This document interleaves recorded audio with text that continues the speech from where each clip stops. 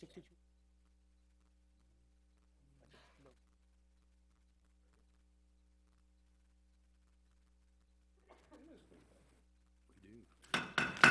Call the meeting to order, please. Supervisor Dunn, would you lead us in invocation, please, sir? Will you please bow your heads? Thank you, Lord, for the freedom to come before you and pray. We do not take this for granted.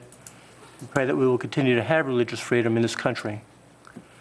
We also pray for the safety of those in the path of Hurricane Florence and ask that you dissipate the storm so that harm is minimal.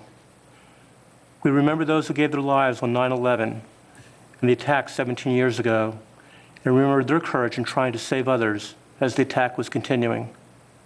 We also mourn those families who lost loved ones that day. We also pray for the family of Deputy Randall Hensley and his wife who was killed, and for the man injured at Frederick Heights Park. As members of this Board of Supervisors, we pray for wisdom and discernment to make sound policy decisions that affect county residents and to use taxpayer money wisely. We also pray that we can truly listen to what others are saying and try to make good policy decisions that affect our residents. We pray for your blessings and wisdoms in Jesus' name. Amen. Amen. Mr. Chairman Lofton, you lead us in the pledge, please, sir. Stand and face the flag and join me in our pledge of allegiance. I pledge allegiance to the flag of the United States of America and to the republic for which it stands, one nation, under God, indivisible, with liberty and justice for all. Thank you, sir. Adoption of the agenda. Are there any proposed changes? Mr. Chairman, we did add one item under the consent agenda, which is a declaration of a local emergency in anticipation of the hurricane. Thank you, sir. That'd be under 7. Under consent, how would the board like to handle the amended consent agenda? Mr. Chairman, I would move for adoption of the consent agenda as presented with the addition of item number 7. Heard the motion and the second. Is there any discussion? All those in favor, aye. Aye. Aye. Opposed, no. Consent agenda is adopted as amended. Citizen comments. This is a portion of the meeting set aside for citizen comments on any issue that will not be subject to a public hearing later on our agenda. Does anyone sign up? Ms. Phelps? Ms. Phelps? I'm sorry, Anyone sign up? no one has signed up. Thank you.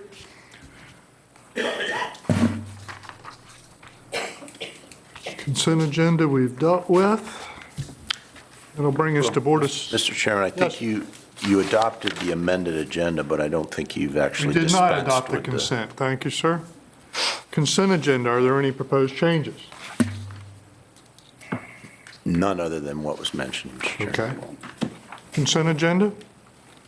Would the board like to handle? Motion to approve as presented. Motion to approve the amended consent agenda. All those, second? Second. All those in favor, aye. Aye. Aye, opposed, no. Then we'll move on. Board of Supervisors' comments, are there any? Hearing none. County officials, committee appointments. Local Emergency Planning Committee, we have a recommended nomination request of Anthony Campbell of HP Hood LLC. This will go back for their board to decide. How would the board like to handle this one? Mr. Chairman, I remove for the appointment of Anthony Campbell to the Local Emergency Planning Committee.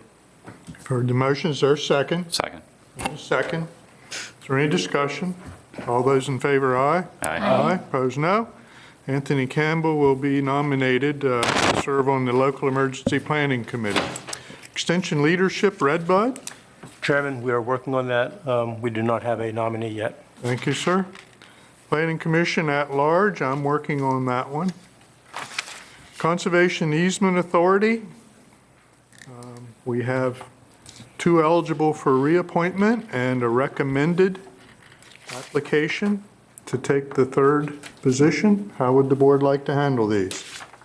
Mr. Chairman, I would move for approval of the 3 candidates, Ms. Kane, Mr. Triplett, and Mr. Henderson. All right, you've heard the motion. Is there a second? Second. There's second. Is there any discussion? All those in favor, aye. Aye. Aye. Opposed, no. Lane Kane, Charles Triplett, and Lowell Henderson will be appointed to the Conservation Easement Authority.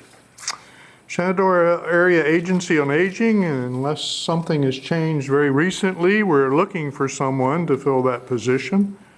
So let us know. Northern Shenandoah Valley Regional Commission, Mr. Tierney is suggesting that Jay Tibbs take his place. Eric Lawrence is eligible and would like to be reappointed. And then we would ask the Planning Department to select someone for the alternate if that meets with the board's approval. How would the board like to handle that one? Mr. Chairman, I would move that we appoint Jay Tibbs and Eric Lawrence to the Northern Shenandoah Valley Regional Commission as representatives of Frederick County. The Planning Department for the alternate? I'm sorry? Chairman, our practice has been for the planning director to fill that slot. Okay. You all right with that one? Yes. Your board, did you intend to include that one in your motion? Yes. And I second would. concurs? Second. Second concurs. Is there any discussion? All those in favor, aye. Aye. Aye, opposed, no. Jay Tibbs, Eric Lawrence, and Mike Ruddy would be the alternate. Request from the Commissioner for Revenue of refunds. We have two refunds, Mr. Chairman. The first being for A-Car Leasing Limited, in the amount of $3,025.97. This is for the 2017 and 18 personal property and vehicle license on these vehicles, which were either sold or moved out of the county. The second being very similar with Toyota Lease Trust in the amount of $4,087.41 for 2017 and 18, the personal property tax and licensing on the vehicles that were sold or moved out of the county. Both these have been reviewed and consented to by the county attorney. Yes. Mr. Chairman, Yes, ma'am. I would like to make a motion for approval of the refunds and the corresponding supplemental appropriations for A-Car Leasing for $3,025.97 and Toyota Lease Trust for $4,087.41. Heard the motion. Is there a second? Second, Mr. Chairman. Second. Is there any discussion? Supervisor Trout? Aye. Supervisor Dunn? Aye. Supervisor Lofton? Aye. Supervisor Wells? Supervisor Slaughter? Aye. Supervisor McCarthy? Aye. Chair votes aye, and the motion carries on both refunds. All right, that'll bring us to the Finance Committee report. Mr. Chairman, the Fitch, Which one did I miss? I'm sorry. item number 3. So we're being asked to accept the fire and rescue study that was conducted by Fitch and Associates, purely as a recognition of their fulfillment of the RFP agreement and their responsibilities to that. How would the board like to handle that one? Mr. Chairman, Yes, sir. I'd make a motion to approve the fire and rescue study conducted by Fitch and Associates. Thank you, sir. Motion to accept the Second.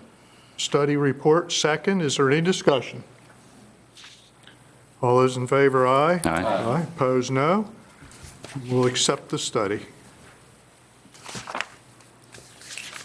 That, I think, brings us to the Finance Committee report. Yes, sir, Mr. Chairman. The Finance Committee met on Wednesday, August the 15th at 8 a.m. Items number 5, 6, and 7 were approved under consent agenda, and I would so move. You've heard the motion. Is there a second? Second. Chairman. Second. 5, 6, and 7 under consent. Is there any discussion? Supervisor McCarthy? Aye. Supervisor Slaughter? Aye. Supervisor Wells? Aye. Supervisor Lofton? Aye. Supervisor Dunn? Aye. Supervisor Trout? Aye. Chair votes aye, and the motion carries. Item number 1, the Public Works Director requested a fiscal year general fund supplemental appropriation in the amount of $538,090. This amount represents carry forward of the following unspent fiscal year 18 funds. The committee recommended approval of all of the items except for item number C. The approval items would be $19,500 to rehab the old Clearbrook compactor to be used at a future site, $45,000 for site improvements at the Middletown convenience site, $385,342 for the completion of the Stevenson Convenience Center, $6,521 for spay, neuter, shelter animals, and $6,727 for the animal shelter building addition design. I would make a motion to approve all but item number C. You've heard the motion. Is there a second? Second. And a second. Is there any discussion? Anyone? Supervisor Trout? Aye. Supervisor Dunn? Aye. Supervisor Lofton? Aye. Supervisor Wells? Aye. Supervisor Slaughter? Aye. Supervisor McCarthy? Aye. Chair votes aye, and the motion carries. Item number 2 will be considered for public hearing tonight, so I will move on to item number 3, which is the sheriff requesting a general fund supplemental appropriation in the amount of $5,000. This amount represents a burn JAG grant that has been awarded for Narcan. No local funds are required. The committee recommends approval, and I would so move. Heard the motion. Is there a second? Second, Mr. Chairman. And a second. Is there any discussion? Supervisor McCarthy? Aye. Supervisor Slaughter? Aye. Supervisor Wells? Aye. Supervisor Lofton? Aye. Supervisor Dunn? Aye. Supervisor Trout? Aye. Chair votes aye, and the motion carries. Item number 4, the sheriff requests a fiscal year 19 general fund supplemental appropriation in the amount of $18,000. This amount represents a grant that has been awarded for crime prevention pamphlets and police to citizen software. The local match of $2,000 is being met with a current position salary. The committee recommends approval, and I would so move. Heard the motion. Is there a second? Second, Mr. Chairman. Second. Is there any discussion? Anyone? Supervisor Trout? Aye. Supervisor Dunn? Aye. Supervisor Lofton? Aye. Supervisor Wells? Aye. Supervisor Slaughter? Aye. Supervisor McCarthy? Aye. Chair votes aye, and the motion carries. Item 5, 6, and 7 were under consent, which will take us to item number 8. The sheriff requests a fiscal year general fund supplemental appropriation in the amount of $175,000. This amount represents maximum funds needed for a SWAT truck conversion vehicle. The request has been approved by the Public Safety Committee. Local funds are required, and the committee recommends approval, and I would so move. Heard the motion. Is there a second? Second, Mr. Chairman. And the second. Is there any discussion? McCarthy? Aye. Supervisor Slaughter? Aye. Supervisor Wells? Aye. Supervisor Dunn? Aye. Supervisor Trout? Aye. Supervisor Lofton? I apologize. Chair votes aye, and the motion carries. Bring us to item number 9. Yes, sir. The Deputy County Administrator requests a fiscal year 19 general fund supplemental appropriation in the amount of $31,044. This amount represents carry forwards of the following unspent fiscal year 18 funds: $13,780 for sealant replacement at the County Administration Building, $2,616 for carpet replacement in the Health Department, $14,648 for carpet replacement in the Treasurer's Office. The committee recommends approval, and I would so move. Heard the motion. Is there a second? Second. And a second. Is there any discussion? Supervisor Trout? Aye. Supervisor Dunn? Aye. Supervisor Lofton? Aye. Supervisor Wells? Aye. Supervisor Slaughter? Aye. Supervisor McCarthy? Aye. Chair votes aye, and the motion carries. Item number 10, the Finance Audit Committee Charter adopted by the Board of Supervisors requires an annual review and assessment. The committee reviewed the charter, and the committee recommended no changes as it is. So it would be something that we would need to approve as it currently exists. I'm sorry? We would need to, I guess, have a consent of approval should. to the adoption of that as it currently exists. So I will make a motion that we do so. So you've heard the motion. Is there a second? Second. And a second. Any discussion? Supervisor McCarthy? Aye. Supervisor Slaughter? Aye. Supervisor Wells? Aye. Supervisor Lofton? Aye. Supervisor Dunn? Aye. Supervisor Trout? Aye. Chair votes aye, and the motion carries. Item number 11, information on school categorical funding was provided for discussion. The committee recommends requiring the school to present the school operating fund budget by major classification as listed in the Code of Virginia to 22.1-115. And I would make a motion to do so. All right, you've heard the motion. Is there a second? Second. Any discussion? Yes, Mr. Chairman. Supervisor? I just want to put on the record that I'm opposed to categorical funding for Frederick County. I don't think this should be an additional responsibility for the Board of Supervisors.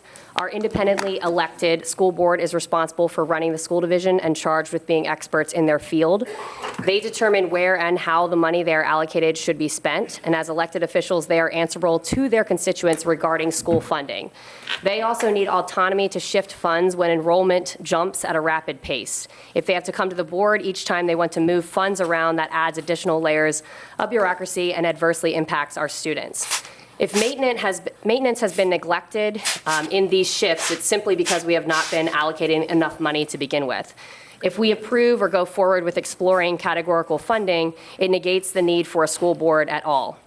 Furthermore, the responsibilities of this board are already quite demanding. Think about the time that we already spend in budget sessions each year, and then imagine adding an additional responsibility of categorical funding. Just a few months ago, Mr. Dunn recommended increasing our salary based on the demands of our current position. Adding this responsibility to our plate is completely unnecessary when we have an elected board tasked to handle it. If we feel like there needs to be more accountability with the school board, we could have other ideas like a supervisor sitting in on budget sessions and reporting back to us. I'd also not oppose an audit of the school budget if that would alleviate some supervisor concerns. But I just wanted to voice my the fact that I oppose any sort of categorical funding. Thank you. Any further discussion? Anyone? Well, I have to comment. We've done this before, didn't work then, it won't work now. 75 to 78% of the total budget's instructional. It just adds a whole nother layer of work for the school board that I don't think is necessary or insightful, and I am opposed. And we'll let it go at that. Any further discussion? Mr. Chairman. Supervisor Dunn. I'll support this. And the reason I'll support this is because we've had in the last year a number of comments talking about the fact that Ayler has not been maintained. The money was there to do so. In the last year's budget, I believe that the school initially wanted $800,000 for maintenance, and then that was cut to $500,000. And I'm not going to, if those in the audience say those numbers are incorrect, I'll be glad to, listen to that. But before we have new programs, I think we need to maintain what we have. So for that reason, I am supportive of this, especially on the issue of maintenance. I think we need to maintain the current buildings we have so that they are good and functional. Supervisor Lofton.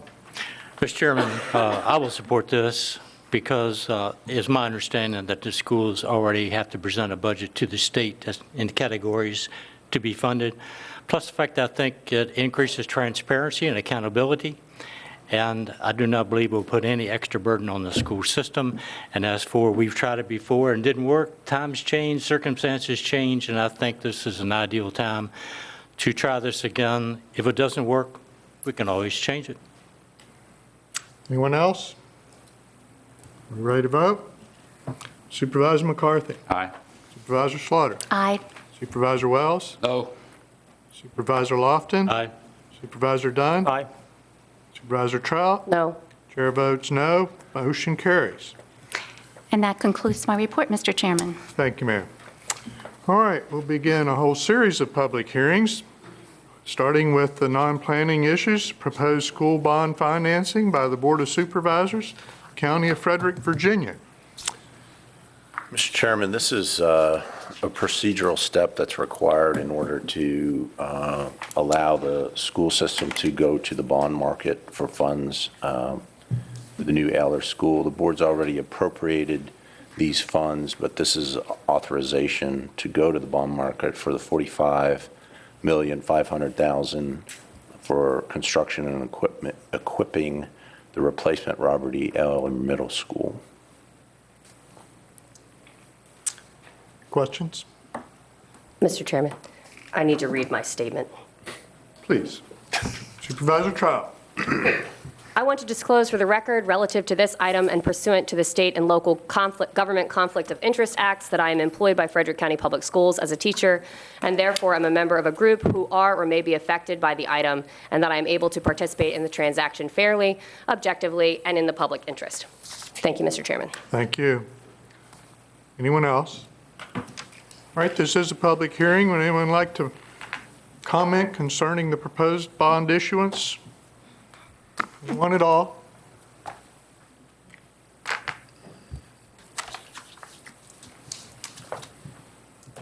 Up your name, magisterial district, and limit your comments to 3 minutes, please, sir. Good evening, ladies and gentlemen of the board. Sean Graber, Back Creek District. Thank you for allowing me to share with you this evening. As I shared in the last several board meetings, we are undertaking an enormous amount of debt here in this county.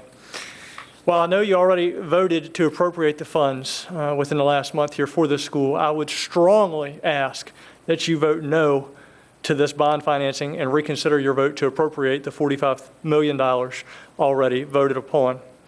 The reason for this is if we continue to borrow money as we have, we will have $402 million to pay back at the end of 20 years. This will require, at our current tax basis, a 65% increase in taxes on me. Coupled with what I've already seen over the last 4 years, we would increase my taxes 100% over 10 years. I don't know too many citizens that you claim to represent that have had a 10% increase in their salaries each year for the last 10 years. If we continue to tax our citizens the way that their requests have been parlayed to us, many of our citizens who have been born and raised here will have difficulty paying taxes to live in the very county that they were born and raised in. To add insult to injury, the education that our students are getting is poor at best. It's mediocre, middle of the road. We have some excellent teachers in this county. We also have some very poor ones. I ask you why it costs so much more to build a school in Frederick County than it does for Clark County or Warren County or some of our neighboring jurisdictions in West Virginia. It seems our schools cost about 25% more or more just to build this exact same size facility. I go back to a couple of things that I've made mention of before. Buildings do not teach students. Good teachers teach students, and we are spending an astronomical amount of money on buildings, some that aren't even the safest as far as looking at safety standards for our children. I've asked two other questions, and I've yet to hear an answer to them. The one question is how much is enough? And I've never gotten that question. It's always a little bit more. Seems that this board is always willing to give a little bit more money to the schools each time that they ask. Another question I've asked is why isn't this included in the budgetary process each year? Seems each year for the last 3 years that there's been a supplemental appropriation to the budget to accommodate the schools. How many times are we willing to continue to allow this? A budget is set. Taxpayers make their personal budgets based off of what they see as forthcoming taxes. If the budget is not a budget at all, then it's simply a piece of trash that needs to go in the trash can. Thank you kindly. Thanks, sir. Is there anyone else who would like to speak? Anyone? Yes, ma'am.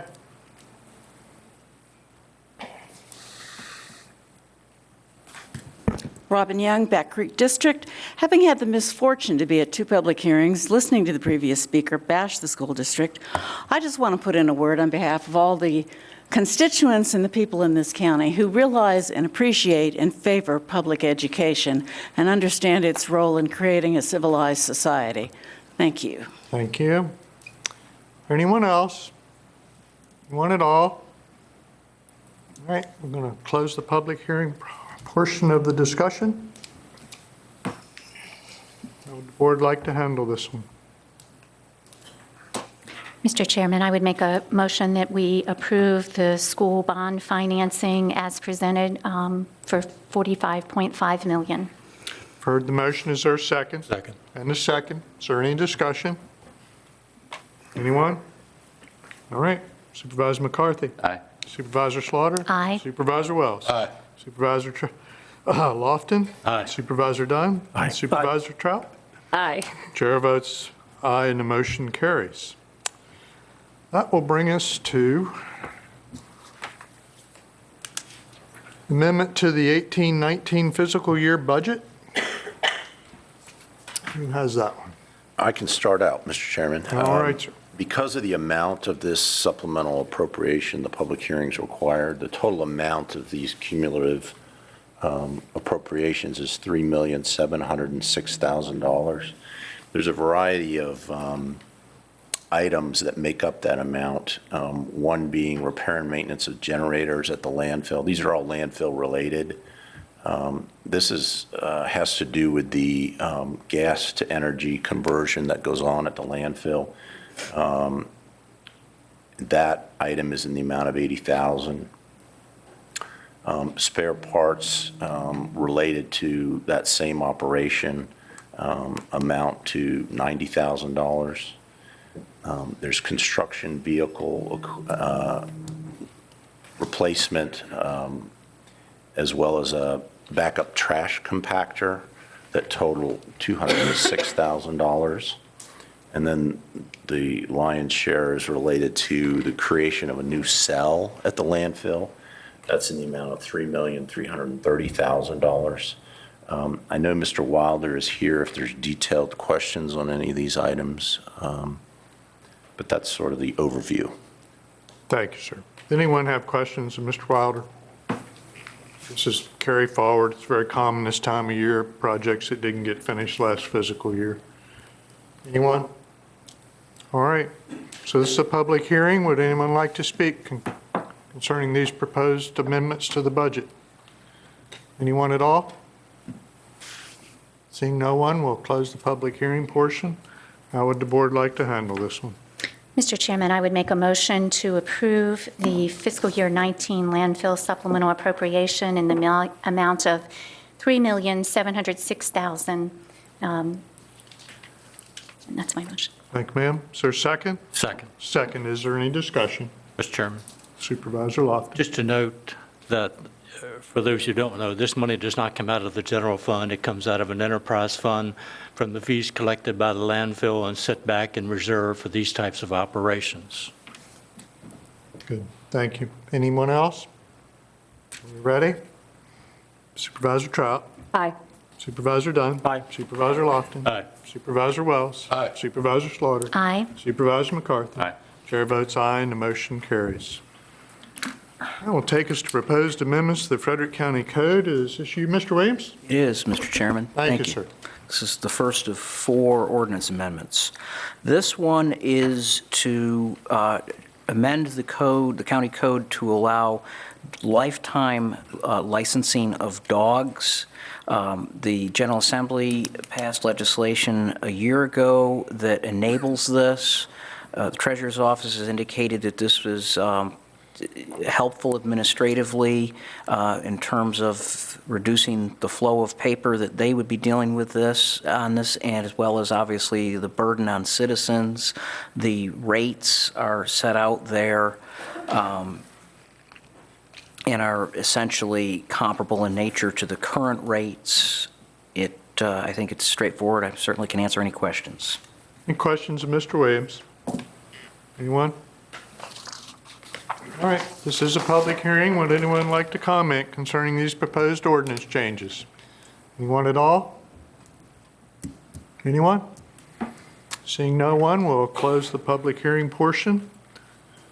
How would the board like to handle this one? Mr. Chairman, I move we approve the proposed amendment to the Frederick County Code, Chapter 48, Animals and Fowl, Article 1, Dog Licensing, Rabies Control, Section 48, License Taxes, as presented. Thank you. Heard the motion. Is there a second? Second. Any discussion? Anyone? All right, we ready? Supervisor McCarthy? Aye. Supervisor Slaughter? Aye. Supervisor Wells? Supervisor Lofton? Aye. Supervisor Dunn? Aye. Supervisor Trout? Aye. Chair votes aye, and the motion carries. Mr. Williams? This is an ordinance amendment to amend the county noise ordinance as well as the corresponding provisions of the animal ordinance.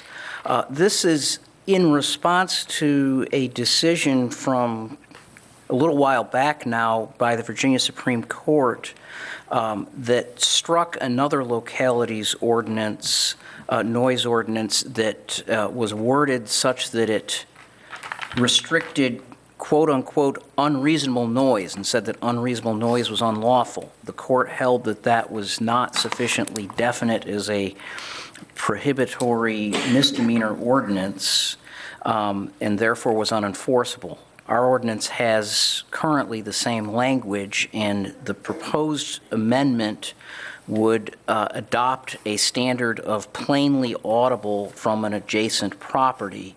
That standard does appear in a number of other Virginia localities and heretofore has not been subject to any successful court challenge. Relative to animals, it would apply just to dogs and in the residential zoning districts. And specifically on dogs, what it prohibits is a dog, it would prohibit a dog from barking at least once a minute for 10 consecutive minutes. Relative to other noises, and I should note, likewise applies in the same zoning districts, and for other noises applies only during the hours of 9 p.m. to 6 a.m., again in the residential districts, and prohibits plainly audible noise generally. And it does contain a number of exceptions which are set out in the code, largely consistent with what is pretty much the expectation of current practice in this locality. I can certainly answer any questions on this. Any questions, Mr. Williams, anyone? Is the wording that we're talking about,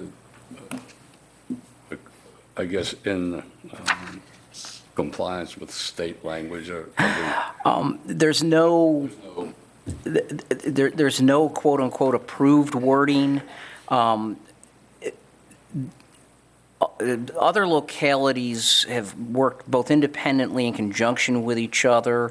I know the Local Government Attorneys Association put together an ad hoc committee a few years ago, and worked out some models, and this seemed to be the favored approach, this language. As I said, no one has been successful in having it shot down yet. Okay. So I have to ask, I'm sorry. Were you finished? Yes. Yeah, okay. Thank I have to ask, did the committee discuss decibel meters? Not really.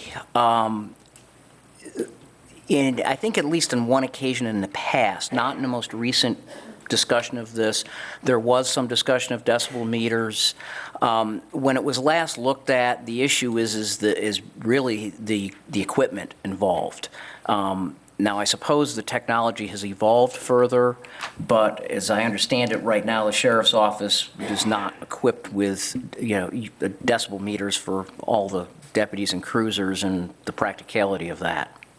I have some experience with decibel measurement, and it's a slippery slope. This seems to put an awful lot of pressure on our deputies. I think if you ask folks up and down the table what decibel they were listening to, you'd get different answers from, I know you would, from some of us. So anyway, I had to ask. Any further questions? This is a public hearing. Would anyone like to comment concerning these proposed ordinance amendments? Yes, ma'am. Hello again, Robin Young, Back Creek District.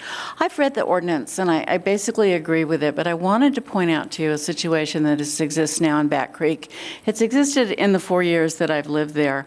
There's a farmer, presumably an apple farmer, who 3 or 4 times a year is spraying presumably poison on his trees, and it goes on till 3 a.m. in the morning. On the night of August 10th, 12th, 10, 11, and 12, he sprayed till 3 in the morning. It's very noisy. It sounds like big rigs running a race. And I'm buffered by a whole stand of trees, and I'm not the closest residential property to this person. For all I know, aliens could have been landing back there. It took me years to figure out what that racket was. So I noticed that the amendment to the ordinance specifically exempts agricultural. And I'm guessing that you always assumed it would be undertaken at reasonable hours, and 3 a.m. is not reasonable for this kind of activity. There's quite a few homes that are affected by this one particular farmer.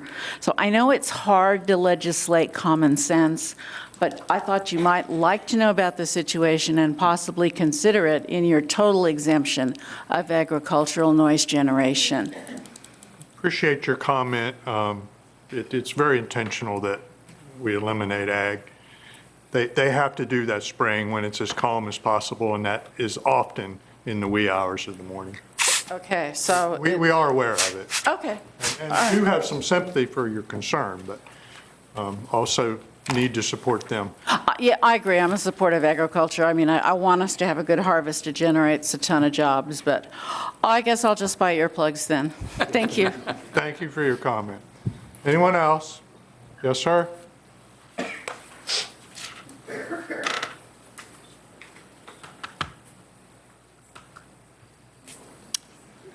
Once again, Sean Graber, Back Creek District. I have a question for Mr. Williams. How exactly are we going to get a dog to stop barking after 10 minutes? I can take my puppy dog in the house.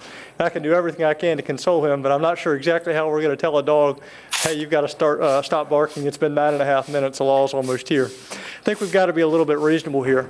Something else that was brought up here, and it's of bigger concern, and I've seen it happen here a couple times in front of the board, and it relates to this, is where does private property rights start and where do they stop? I firmly believe if you have a dog and you're doing your best to control him, or you have a piece of property that you're paying very high taxes on, that you have a little bit of a right to say what happens on that property. And I believe that we are regulating away the rights of property owners. And I believe if you look at the founders of our Constitution, that was one of the very things that they tried to instill was property rights. And I know most of you are conservative here on this board, or Republicans, 6 of the 7. And as a Republican, constitutional issues, conservative principles are what you have sworn to uphold. This is a property rights issue, and I think we should totally let this issue die. Thank you. Thank you, sir. Anyone else? Anyone? All right, we'll close the public hearing portion of the discussion. Board, how would you like to handle this? Mr. Chairman, Supervisor Trapp? I move we approve the ordinance amendments as read. Is that acceptable? Yes, it is. Or as presented? That way I don't have to read it. All right, you've heard the motion. Is there a second? Second? Your second, the motion's going to die for lack of a second. Did you intend to second? I have a That's question. your only comment. Did you intend to second? I have a question for you, Mr. Chairman. And the question is, We'll take that. the question is, if this dies, then does it go back to committee for further study, review, et cetera, and then would it come back at a subsequent meeting? You would have to assume that. So the assumption is if it dies, it will go back to committee, and then it would likely come back here. Is that correct? That will depend on the committee's work. I understand that. If you Okay. have comments for them and insight you'd like to share with them, now would be the time. But we're not going to discuss an issue we don't have a second on. I'm not- So it's going to die for I- lack I'm of not- a I'm not second, seconding it. and we can refer it to committee if you would like. All right, that will bring us to proposed amendments.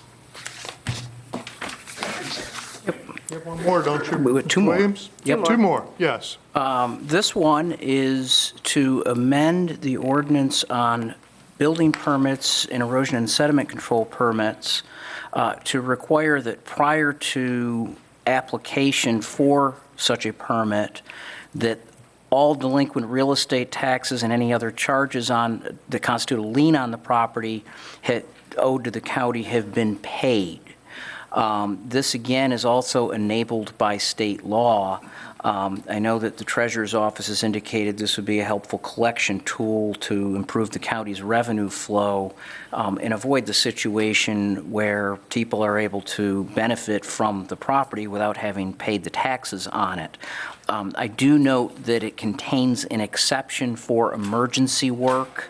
so that obviously if they're particularly, well, with residential and commercial properties, if, a heating system goes or there's major structural damage due to something like a storm that could be coming, that work can be done regardless, and the permits can still be issued. That's basically the sense of the ordinance. I certainly can answer any questions. Questions of Mr. Williams? Anyone? All right, this is a public hearing. Would anyone like to comment concerning these proposed ordinance amendments? Anyone at all? Seeing no one, we'll close the public comment portion. How would the board like to handle this one? Mr. Chairman, I would move that we accept the proposed amendments of Frederick County Code, Chapter 52, Building Construction as presented. I think this is a good move on the county's part. All right, you've heard the motion. Is there a second? Second. On the second, is there any discussion? Anyone? All right, we ready? Supervisor McCarthy? Aye. Supervisor Slaughter? Aye. Supervisor Wells? Aye. Supervisor Lofton? Aye. Supervisor Dunn? Aye. Supervisor Trout? Aye. Chair votes aye, and the motion carries. That brings us to 6. And this is the fourth and final ordinance amendment.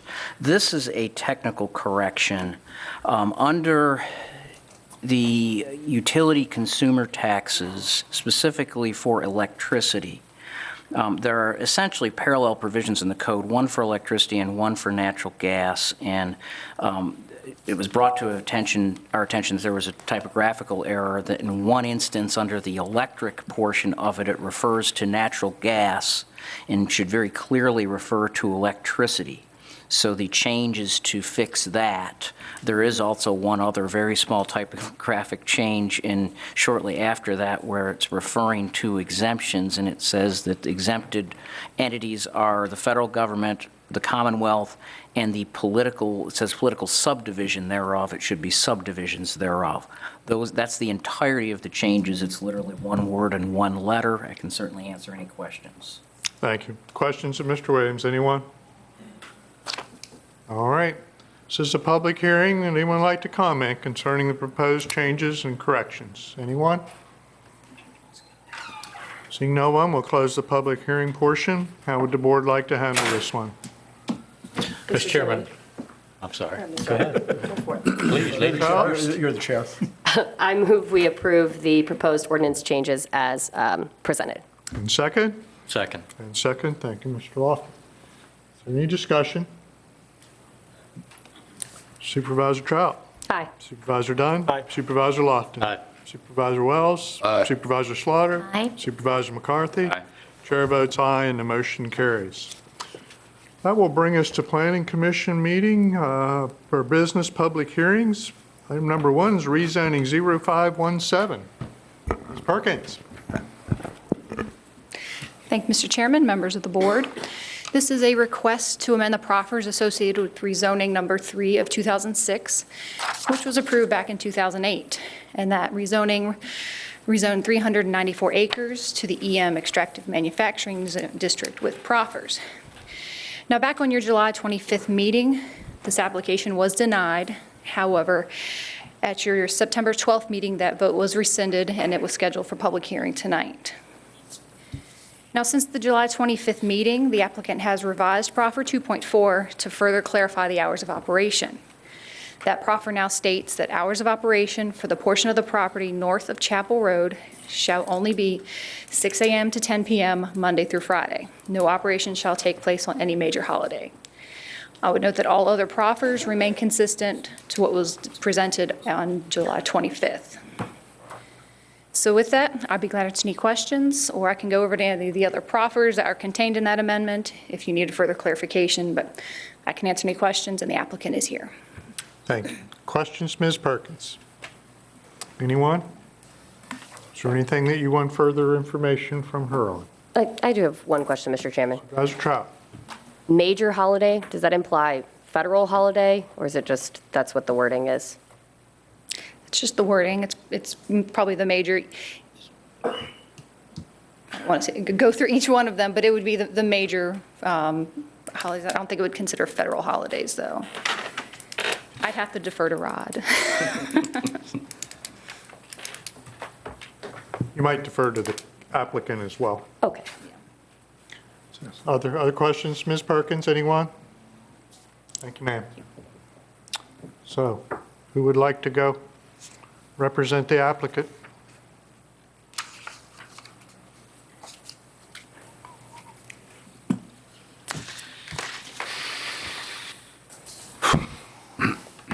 Thank you, sir. Thank you. Good evening, Board. Mr. Chair, I can address the major holidays. That If we could have your name. My please, name sir. is George McCotch. I represent Carmoose, Lime, and Stone from the Back Creek District. The major holidays would be the 11 holidays that everyone acknowledges: the Easter, the 4th of July, the Memorial Days, Thanksgiving, Christmas, etc. Okay, thank you. Okay. Is that it? Any other questions? Mr. Chair. Anyone? Yes, sir. Mr. Supervisor McCotch. McCarthy. New proffer 2.4, is it your intent and your interpretation that the current wording means that there will be no operations taking place on Saturdays and Sundays? Yes, sir. That being the case, would you be amenable to adding that direct language into it to clarify that no operations will take place on Saturdays and Sundays? Yes, sir. Thank you, sir. Other questions? Anyone? Thank you, sir. So, public hearing, would anyone like to comment concerning this proposed rezoning amendment? Anyone at all? Yes, sir?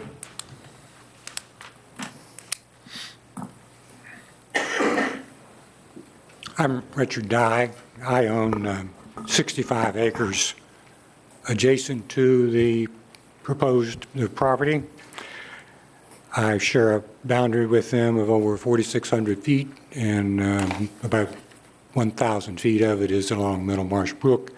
And the issue that concerns me most is postponing the construction of the berm on the southeast side adjacent to my property.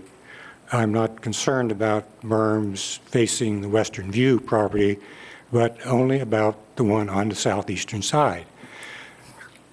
They want to wait an additional 8 years before they build it, whereas previously they had committed to build it 10 years in advance and allow time for trees to grow in, which I think is a very good idea.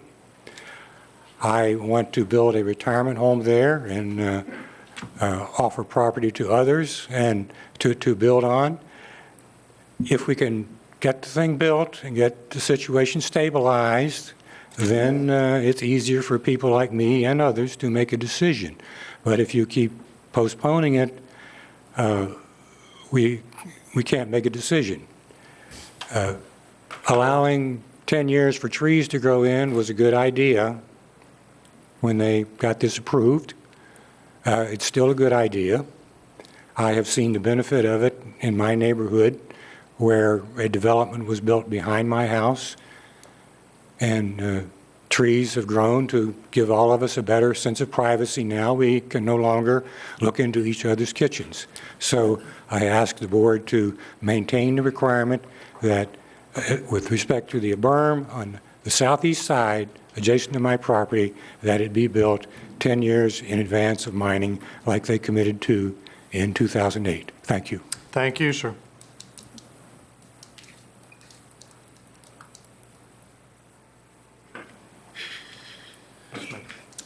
Hi, Robin Yang, Back Creek District. If you would, there you go. Thank you, ma'am. The middle schoolers know better. Thank you very much for this reconsideration. Knowing that this shoe could drop, I'm very relieved it did. If the board wishes to facilitate the benefits that this proffer provides to the neighbors, you will vote yes, please. And please, let's end this tonight. With deep appreciation for all the time you've all put into this. May I close by reminding you that if you have the least shred of doubt about what the neighbors want, I want to remind you all that back in the spring, you got 30 to 40 petitions signed by the neighbors, this petition, which I have to think was fairly unique. I don't think petition drives come your way that often. And we clearly spelled out that we were in favor of the items contained in the new proffer. So I hope that's everything you need to hear from us. Not very many of us are going to speak tonight. If it would please the chair, I could ask the people who are here tonight in favor, or you could ask the people here who are here tonight in favor of this to raise their hands so that you get a feeling of the audience, because most of the folks that come to support this never say a word. I'm willing to allow you to do that. All right, thank you, sir. Would the neighbors from Carmouze just raise your hands if you're in favor of this? Okay, so in a scattered crowd, that gives you some idea. Thank you ma'am. very much. Thank you. Anyone else?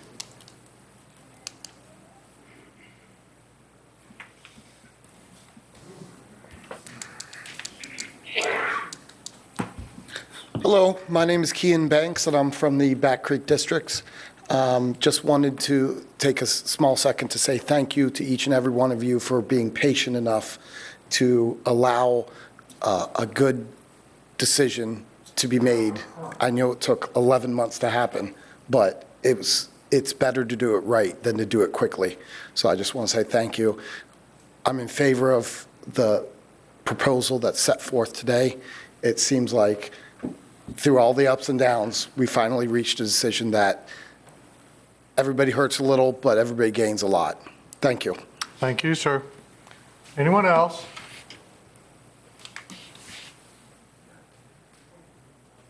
Anyone?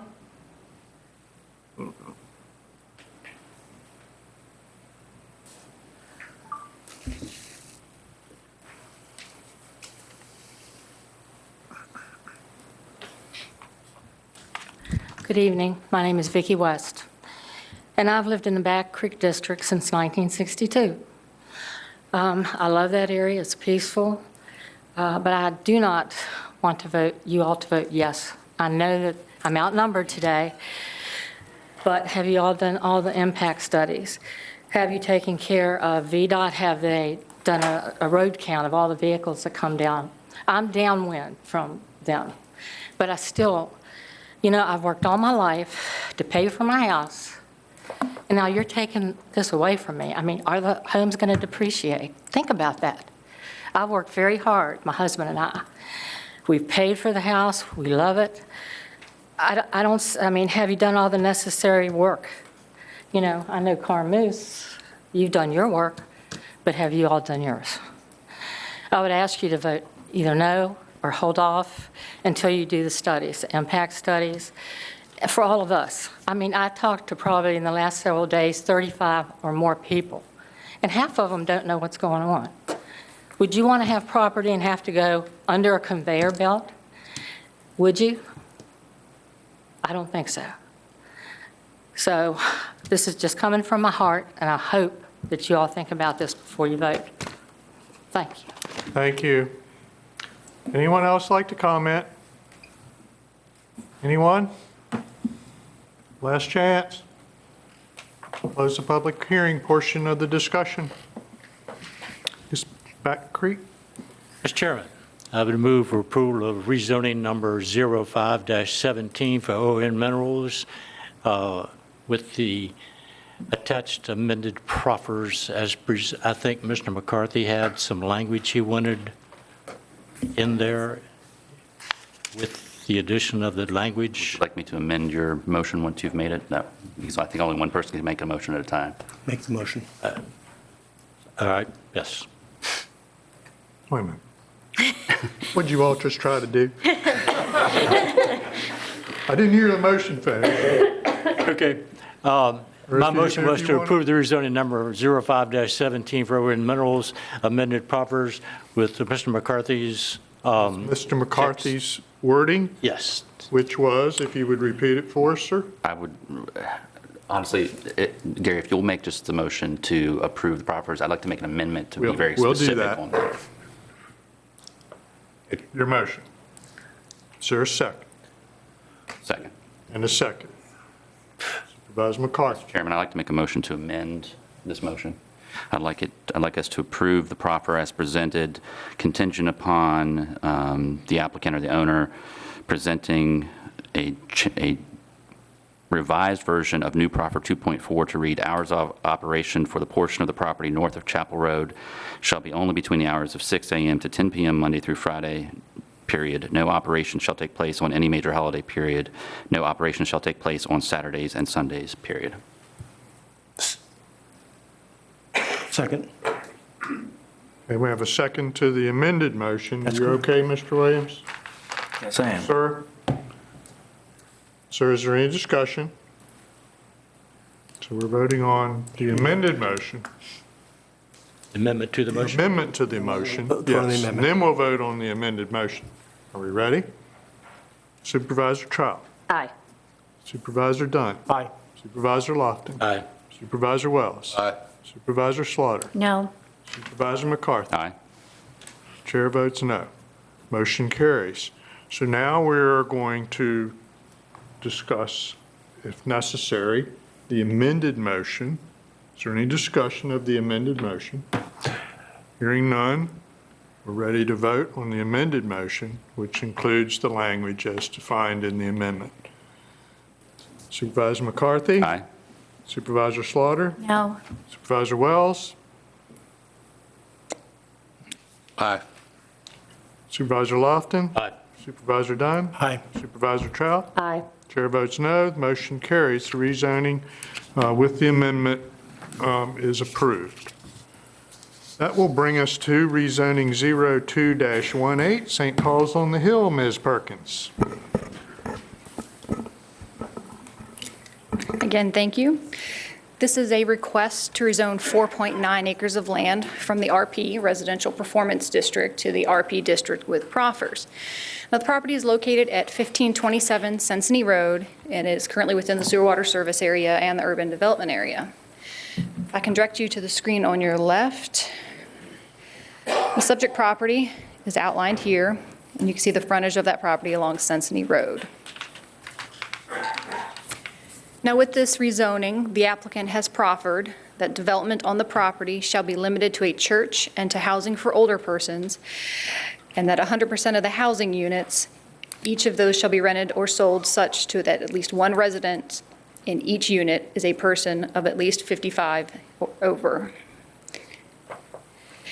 Now, this rezoning request seeks to address the concerns regarding the limiting of the use of the property to age-restricted residential units, which is, has come from the comprehensive plan amendment that the applicant is also requesting. Now, the Planning Commission recommended approval on August 15th. Tonight, we are seeking a decision from the board on this rezoning request. I will be glad to answer any questions, and Mr. Evan Wyatt is here. Questions, Ms. Perkins, anyone? Anyone? Thank you, ma'am. Mr. Wyatt, sir. Thank you, Mr. Chairman, members of the board. I'm Evan Wyatt with Greenway Engineering. Just to build on a little bit from Candace's presentation, you may recall that we were in front of the board in April of this year, and that was for the purpose of the comprehensive plan amendment. There was a lot of discussion, and the primary concern that generally came from the board, which was also echoed by the Planning Commission during their public hearing, was the concern with the ability to control the facility as presented and represented by our proposal. And Wesley Housing and St. Paul's got together and worked with their legal counsel to develop the proffer that would give you that control for the housing for older persons, and it restricts it to 100% of the units. That was, of course, worked through with staff as well as the county attorney, and the language that's in front of you meets the legal requirements for housing for older persons. So we're hopeful that that addresses any outstanding concerns. We believe that's mitigated what potentially could otherwise have been happen without the proffer amendment. With that, I'll be happy to answer any questions. Thank you, sir. Questions, Mr. Wyatt, anyone? Anyone? Thank you, sir. Thank you. Anyone else that would like an opportunity? All right. So this is a public hearing. Anyone like an opportunity to speak concerning this application? Anyone at all? Anyone? Seeing none, we'll close the public hearing portion. How would the board like to handle this one? Mr. Chairman, if I may I pose a question to Mr. Williams about this? If he's willing, I am. We're looking, this appears to want to promote limited access to these buildings for senior or age-restricted. I'm a little confused about why we're saying only one person in these units has to be over the age of 55. With extended families nowadays, that could turn into a non-over 55 senior living community. So that has me concerned, and I'm wondering why that particular item is not addressed more clearly than that. Two reasons. One is some of that was taken from the federal law, but honestly, it really became an issue of this is what the applicant was willing to proffer. I'd be more comfortable if it said one person in the unit could be under 55, but not just one over 55. That's what they said they were willing to proffer. I mean, the one, when they presented it, the one thought that came to mind was with that restriction, it effectively makes marketing it as anything other than age-restricted difficult. Not impossible. And I think you make a good point, but it would primarily cause the marketing of it to be as age-restricted, but it does not absolutely preclude the possibility of school-age children. That is correct. If I may follow up, are there particular state or federal statutes that define age-restricted? There are, because they're carved out as exceptions to fair housing laws, such that to prevent in essence, to prevent an age-restricted housing development from being a form of discrimination. So the law carves out different forms of exemptions, and there were, I think when we looked at it, there were three parts to it. One was a more absolute than this version that they went with, and I cannot honestly remember what the third was. We had some question about whether the way the law's written, they're written in, it's three disjunctive or parts, where it says, but there's an exception for housing in this category or that category or one final category. This was one of those three categories. But as far as how it happened to be this category, it's probably really an applicant question. We've been having this discussion forever, ever since I can remember. Supervisor Dunn? I believe that the applicant's attorney is here as well, so I'm going to make some comments, and if that applicant's attorney wants to make some comments, I'd ask him to do so. But Mr. Lofton, from what I understand, the applicant initially was looking to have 62 and older as the group of people that were there to serve those that are well less off. That's their intent. Under federal law, if it were 62, if the age 62 were there, then if a man 63 were married to a woman 61, or vice versa, that couple would not be able to be there. So therefore, it was put down to 55, which provides some more flexibility. I believe, and the applicants can speak for themselves, that their initial intent was to be 62 and older, but this provides the legal flexibility to meet that. It's not perfect. In addition, I believe it's a 20% exception. So on those 70 units, you'd have the potential of 14. I'm trusting that the applicant will go and honor what they have said they would do, and namely look for older couples who do not have resources, and they're trying to provide this as a ministry. So that's the parameters, and I believe if their attorney would like to address that, Mr. Chairman, or Mr. Lofton, do that. I'll permit it if you would like to address it from the podium. Thank you, Mr. Chairman. Thank Thank you, sir. Good evening. My name is Paul Brown. I'm actually not the applicant's attorney. I'm with the applicant, but I can provide a little context. I'm with Wesley Housing Development Corporation, who has partnered with St. Paul's on the Hill Church. As Mr. Dunn said, we intend for this to be a 100% age-restricted senior housing property, low-income seniors. Under federal law, as the attorney mentioned, there is an exception to the general prohibition against discrimination, age discrimination, discrimination for family status for properties that have at least 80% of the households with one person age 55 or older. We have agreed as part of this to make it 100% with 55 or older. As to the difference between 55 and 62, we have requested that it be 55 so that we might broaden the market. This is housing for older folks. We will offer services that are specifically tailored for older adults, supportive services that will assist them with their lives, and they really is intended for older adults. We believe that the at least one person per household, rather than all persons, provides us the flexibility because, as Supervisor Dunn said, if an adult with a 65-year-old husband and a 54-year-old wife wants to move in, they might otherwise be prohibited. We believe this gives us flexibility while providing the county the assurance that we will do what we say we're going to do, which is operate this as housing for older adults. Thank you, sir. Mrs. Redbud. Mr. Chairman, I would move that we approve the rezoning 02-18 for St. Paul's on the Hill. There's a motion to approve. Is there a second? Second. And a second. Is there any further discussion?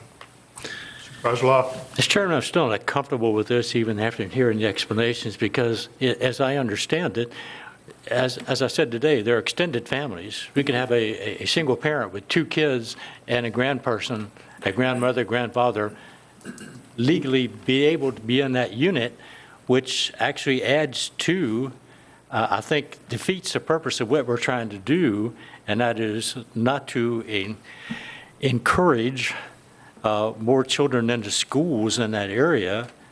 And I don't see how this comports with that. I just don't see how that.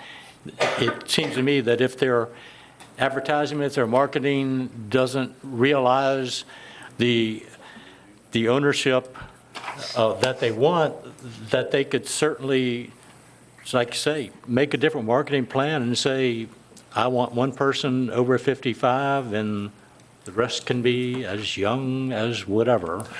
So I'm just not comfortable that we've tied it down enough. Further discussion? Mr. Chairman. Supervisor McCarthy. Thank you, Mr. Chairman. To Supervisor Lofton's comments, there are several of these types of communities currently in Frederick County, and I've personally represented some of those communities. And to your point, yes, every once in a while you do have a situation like that, but it is rare and they're far and few between. So when I look at this, I'm kind of balancing the benefits that a community like this could bring to our community for low-income, older folks, allowing the church to have the flexibility to actually make this viable for them versus the off chance that there might be 1 or 2 units where, Gary, to your point, it actually could happen. So I don't want to say that it's not going to happen because I've seen it happen, but at the same time, I've never seen a neighborhood go from a 55 and better community to a teenage community, you know, even within a span of 10 or 20 years. So for me, it seems like the benefit is more weighted to the side of approving it. Supervisor Dunn. Mr. Lofton, and we're not picking on you. When this was first initially brought to me, they asked for an amendment to the comp plan. They laid out that they would like to have 62 and older, et cetera. But the laws that we had did not meet what they were trying to do in the sense of there was a lot of flexibility. And I had the same concerns that you had. My concerns were, even though that was their intent, is it possible that if they, you know, had a 30-year-old with 5 kids, another 32-year-old with 5 kids coming in, then you'd have a burden on the school system. So I was trying to work with them to try to provide something that met what they said they wanted to do and what Mr. Williams says the law allows, and that's what we're trying to do here. That's why we had the 55 as opposed to the 62. I'm also going to say to the applicant that you've heard the comments of Mr. Lofton, and I agree with those comments. So your intent, I'm asking you to honor the intent that you've laid out to do on older people who are impoverished, who have been priced out of their homes or rental apartments, and meet that need. I think you're doing a good job as a Christian on that score, and I'd ask on behalf of Mr. Lofton not to abuse that. Having said that, do I recognize that can there be an exception to the rule? Absolutely. And so let me rephrase this. I have in my neighborhood a person that probably qualifies for that is raising a child in school because of the parents have had problems, are absent. And so you have that type of a situation. So this is just a compromise. It's not a perfect one. I'm just trying to balance out those two competing interests, and you can vote accordingly, but that's the thought process behind it. Further discussion, Supervisor Lofton? And I appreciate Supervisor Dunn and Supervisor McCarthy's explanations there, but I still don't have enough assurances. And to me, this is in a more urban area, which would lend itself more to those extended families that would place, as Mr. Dunn has pointed out, more burden on the school system. So I'm still not comfortable that, and maybe by law we can't, but I'm just not comfortable that the intent would not get diverted at some point if, in fact, plans go astray and, intentions are great, but we know what they can lead to. Further discussion, anyone? Mr. Chairman, would it be all right if I ask Mr. Wyatt a question? And we're straying pretty badly here. Mr. Wyatt, come ahead. All I need, if you would not, can you give me the number of units density that we're looking at here as far as housing? Yeah, the multifamily structure is planned right now for 70 units, of which 59 of them are one-bedroom, and the other 11 are two-bedroom. And that's primarily to provide the opportunity for a caregiver should an elderly resident need that. So there are one and two-bedroom units? The vast majority are one-bedroom units. Okay. And there's 11 units that are planned for two-bedroom. For two bedrooms? Yes. Okay. Thank you, sir. Mr. Chairman, could I ask Mr. White a question as well? If this weren't approved, how many units could go in by right on this property as it stands today? It could yield 49 units that would range from single-family homes to apartments. Thank you. So by comparison, we could have a guaranteed 49 where it could be all young children and families versus the chance that of those 11 two-bedroom apartments, some of them may end up families with younger children. Further discussion, anyone? I just have one question. Would there be limitations to the number of people who could occupy a unit? And I'm not sure who that, I don't know if Supervisor Dunn would. We have a county attorney here. I believe that there is a housing ordinance that says that so many people can fit in a specified item. So if you have a one-bedroom apartment, I believe that's limited. If you have a house, I believe that's limited. Family members. Mr. Williams, if you want to make some additional, but Ms. Slaughter, I believe that there is a limitation by law.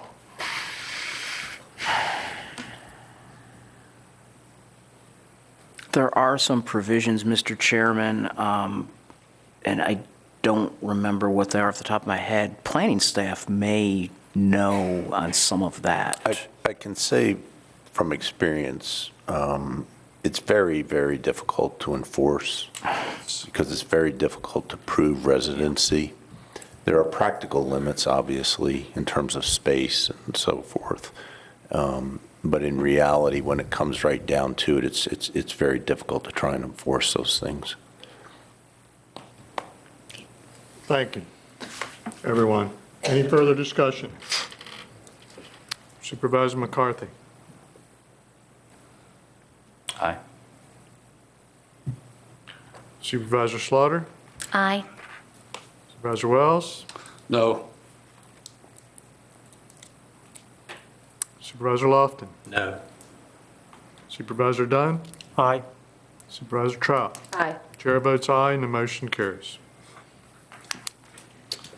That will bring us to CPPA 118. Ms. Perkins, thank you. Thank you again. This is a requested amendment to the Cincinnati Eastern Frederick Urban Area Plan of the 2035 Comprehensive Plan. Again, it's for 4.9 acres located at 1527 Cincinnati Road, currently zoned RP. The property is currently designated in the comprehensive plan for institutional land uses. Now, the institutional is reflective of the existing church on the property, as well as the adjacent school use. And the site is surrounded by other institutional, residential, as well as the Greenwood Urban Center area. And they are seeking to amend the comprehensive plan to change that institutional to urban center. This is an excerpt from the 2035 comprehensive plan that shows the comp plan as it currently is. As you can see, the subject property is located here, and you have this kind of hatching area that encompasses that property as well as the adjacent school property. And then you have the limits of the Greenwood Urban Center in this area here. And this is what they are seeking. They're seeking to take that urban center and then bump it around their property and continue to merge that into the existing urban center. And just for the density purposes, I'll go over that. With the current by right density for the property, if developed with townhouses or garden apartment units, would be 10 units per acre. So with the 4.9, it's 49 units max. With an urban center designation in the comprehensive plan, that does allow them to double the density by right. So that could go up to 99 units. That's max density. Now, the Planning Commission held a public hearing for this item at their June 6th meeting, and then held a public meeting at their September 12th meeting, and they did recommend approval at their September meeting. So tonight we are seeking a decision from the board as to this comprehensive plan amendment. I'm glad to answer any questions. Questions of Ms. Perkins? Supervisor Lofton. Ms. Perkins, can this land be subdivided? Yes. So with this amendment, that land, the church could actually sell off the property that they're looking to develop?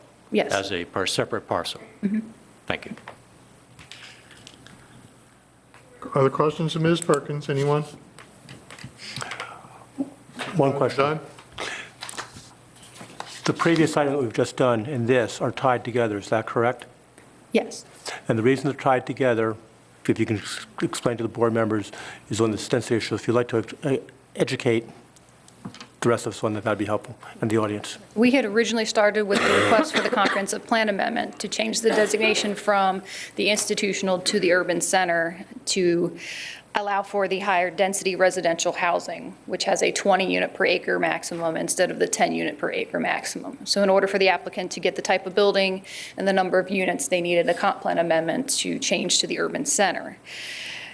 As the comprehensive plan amendment was going through the process, the concern came up about the ability to limit the site to age-restricted housing. So there was concern about impacts on the public school system if you had children coming into this development. So then the applicant did prepare a rezoning to address the age restriction, and that's what the comp plan amendment was put on hold for them to put together the rezoning, and now we're processing them concurrently.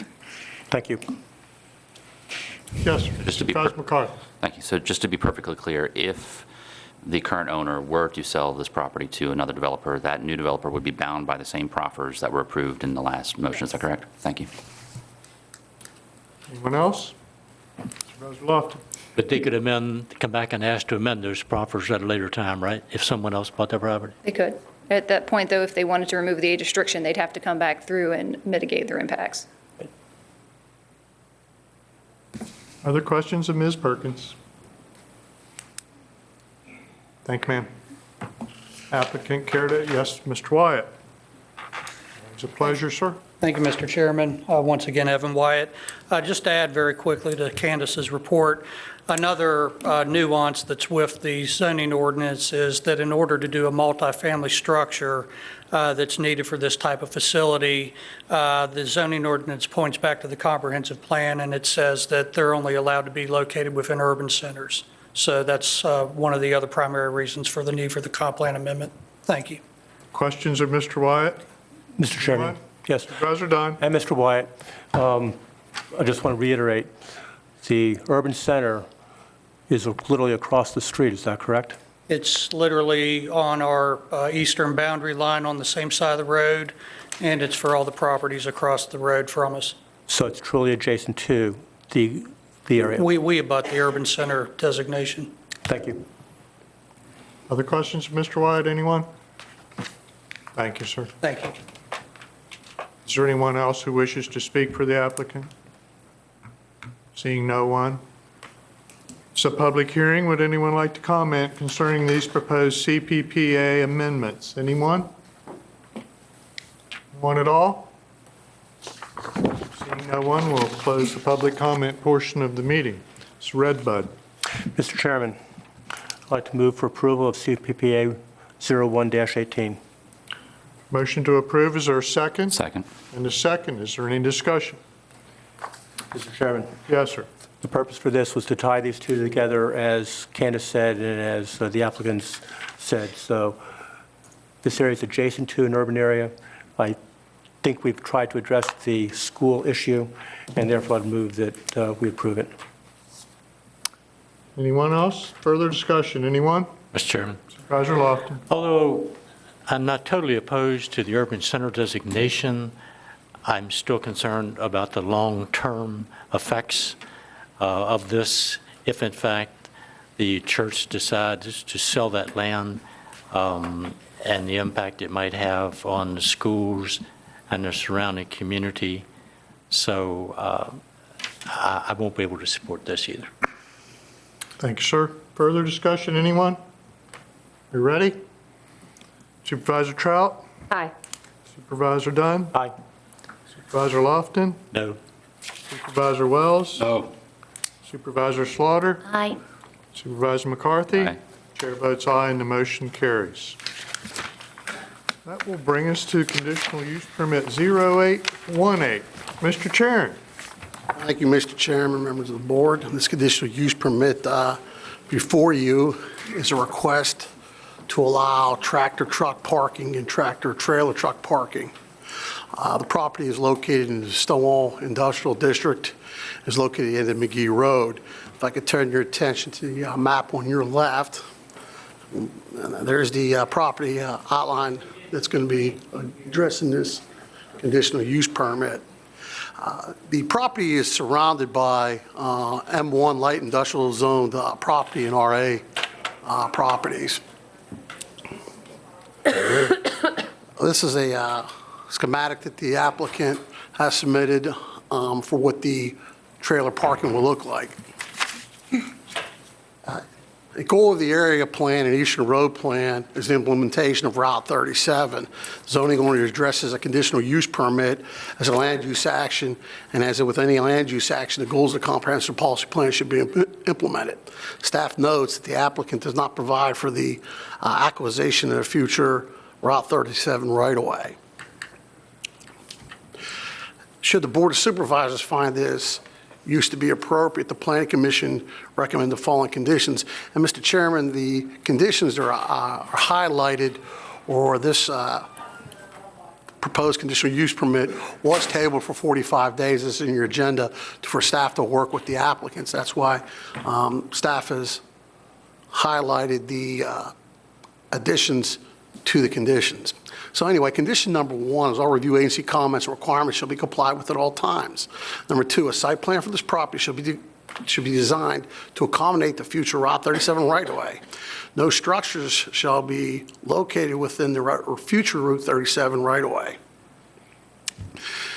The site shall meet the requirements of the Frederick County Zoning Ordinance Section 165-204, TAC 24, which calls out for tractor trailer and tractor trailer parking. That was, as you recall, we've added that in the ordinance, I think about a year ago, to allow for parking in our M1 zoning districts. That's why the conditional use permit is here for you tonight.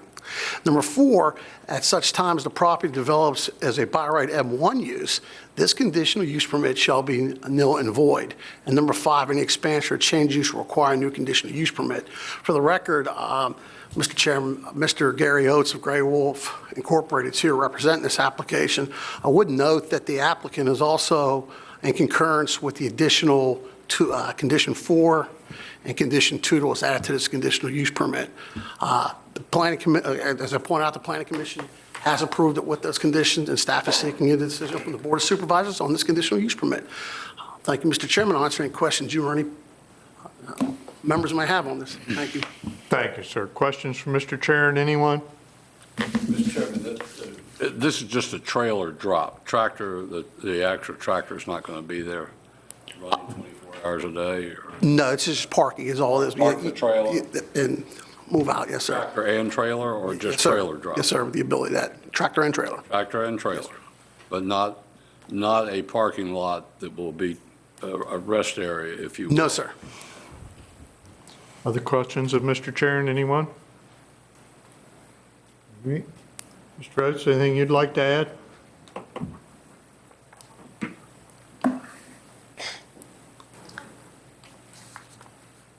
Thank you, sir. Gary Oates with Gray Wolf. I just wanted to point out a couple of things. So one was condition number 2, to accommodate future Route 37, I've agreed not to place any structures in there. That's why it's in bold.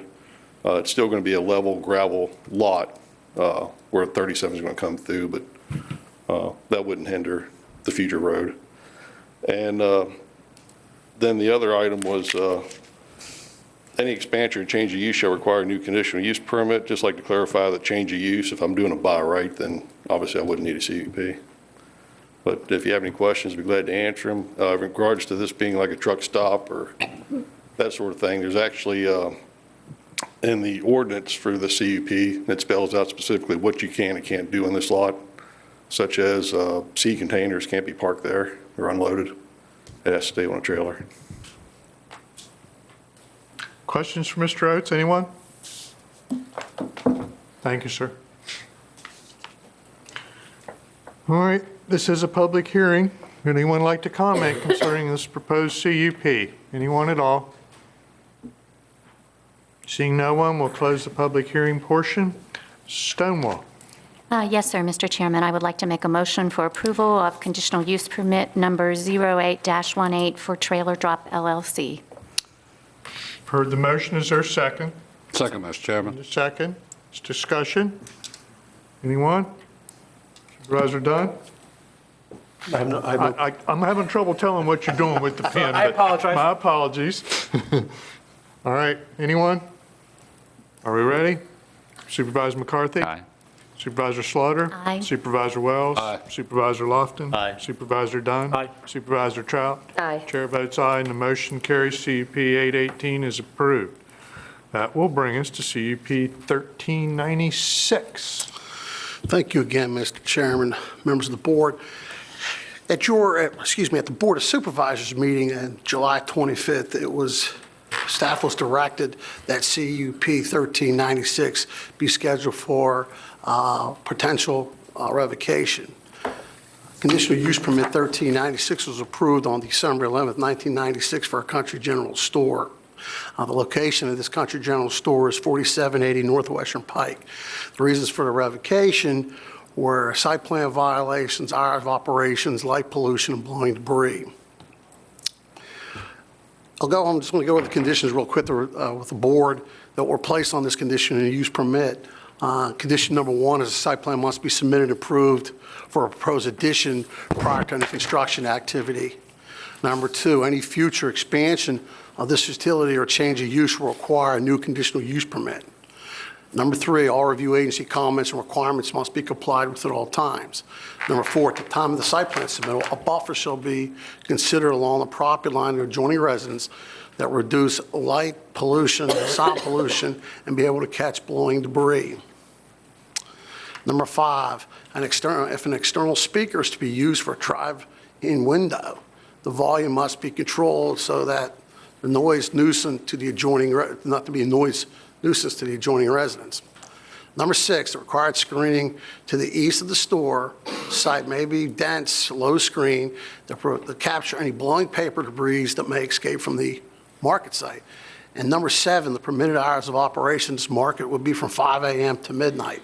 I'm going to turn your attention to the map on your left. I think we're pretty familiar with the Hot Creek Market there on 50 West. The site plan was submitted back in 1996. Now, staff had received complaints regarding a violation of the hours of operation. The property owner was cited on April 2nd, 2018 from violating Condition 7 of the conditional use permit of the hours of operation 5 to midnight. The property owner applied to amend Condition 7 to change the hours of operation to allow for 24 hours.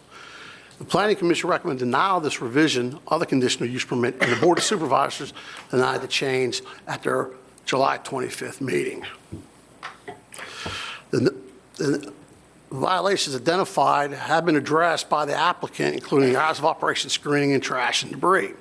The Planning Commission, at their meeting on August 15, 2008, recommended that the permit not be revoked and be reviewed by staff for 60 days, which I believe is in your resolution that you have at your dais.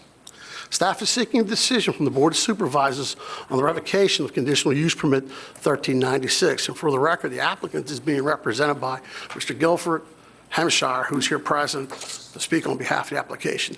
As always, Mr. Chairman, I'll be happy to answer any questions you or board members may have on this revocation of conditional use 1396. Thank you. Thank you, sir. Questions of Mr. Chair? Anyone? Anyone? Thank you, sir. Thank you, sir. The applicant?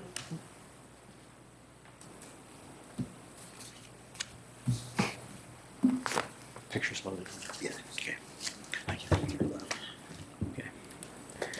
Good evening, Mr. Chairman, members of the board. My name is Gifford Hampshire. I'm with the law firm of Blanky, Shipp & Keith, and I represent the owner of the property. And with me is the owner representative, Mr. Prakash Patel, who is here tonight as he was before the Planning Commission. We want to emphasize that Winchester 101, which is the name of the property owner, wants to be and has been a good neighbor. Upon receiving these complaints, it promptly addressed them, and you will see here some of the things we've done. I also want to emphasize that Winchester 101 has only been the owner of the property since 2014. And therefore, while I think the record both before the board and the Planning Commission reflect complaints going back to 1997 or so, at least since 2014, the applicant has addressed these complaints promptly. I also want to emphasize, and I'll take this up a little bit later, that there's only been a single violation that's been noticed before the board and not repeated or continuous violations, which is a requirement of your code. I'll get to that just a little bit later, but I'd like to emphasize that the way we've addressed the complaints, first of all, we have repaired the fence that had some holes in it, and we have gone to the expense, if you look at those orange flags there, excuse me, you will see we've gone to the expense of a survey to make sure that we're not putting landscaping outside the fence on the neighbor's property. So the fence has been repaired. Indeed, as I'll show you in a little while, since the Planning Commission hearing, we've put up a second fence on the inside of that wooden fence, which is a metal fence that extends into this area that's open that you see here on this picture, which was taken back before the Planning Commission hearing for the purpose of catching that debris. Here's another shot of the fence. You will also see another complaint that we heard, and these are all separate and apart from the complaint about the hours that led to the violation. Well, another complaint that we heard was that trailers were being parked on the lot. We have put up no parking signs, and we have enforced the no parking of trailers since then. Here's another shot of the repair of the fence and the parking signs. You'll see this is a shot of the back of the lot that shows that the lot is clear and that there's also another no parking sign there. Another complaint that we heard was with respect to lighting. You'll notice from what Mr. Sharon said in discussing the conditions that there's really nothing specific in the conditions themselves about how much light can emanate from this site. It just says that there shall be a screen on one border of the property that shall have the purpose of reducing light and debris and other things. Nevertheless, we've gone over and above what the conditions require, and in response to neighbors' complaints, we've put shields on the canopy lighting to prevent that light from bleeding onto the neighbors' properties. It's kind of hard to see, but there's another shot here, I believe. There it is, that shows you how that shield works and keeps the light from emanating onto the neighbor's property. And that was a problem earlier in the summer that we learned about and that we addressed promptly. There's another shot of it, a shot of the front of the property looking out on the road. Now, here's the fence I was talking about before, and I have a number of shots of these. Since the Planning Commission hearing in August, the middle of August, we've put up this fence in response to a legitimate concern that perhaps this wooden fence, because it didn't go all the way across the property and because it had slats and it might not catch all the debris, and so this metal fence was put up for that purpose. Here's a close-up shot of that. As well. So we think that we have gone over and above the violation concern that led to this board initiating revocation proceedings.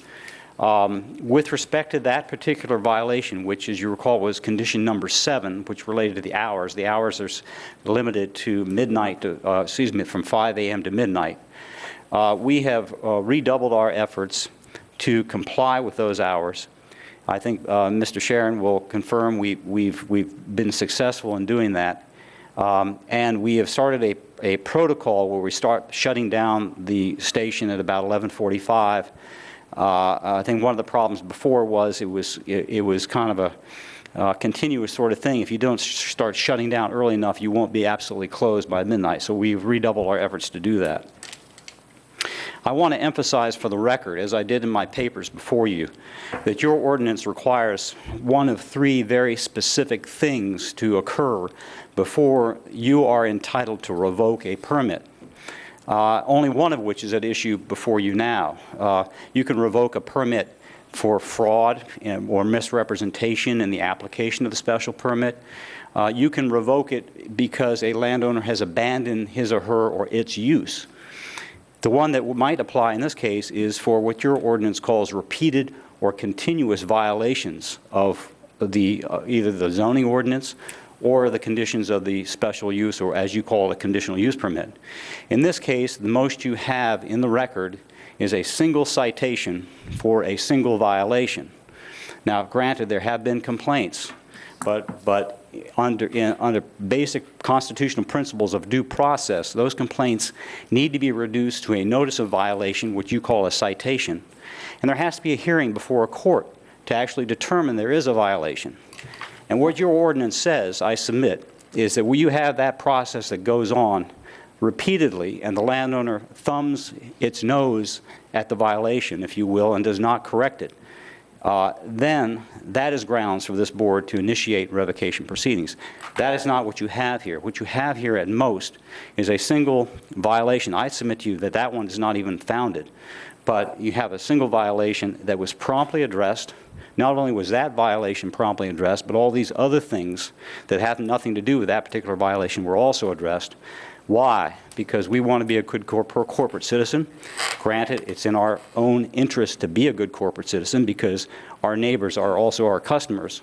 But nevertheless, we, and I've been directed by my client to convey this message, that we want to address any complaints promptly as soon as we know about them. And we encourage the citizens who are here tonight and those who might be watching later or listening, that if you have a complaint, please come and let us know about it, and we will address it promptly as we have done here.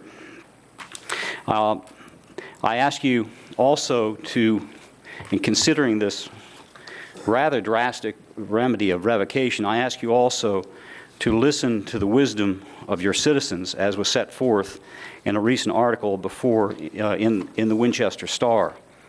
And this goes to the fact not only are we a good corporate citizen, but we provide a valuable service to the community.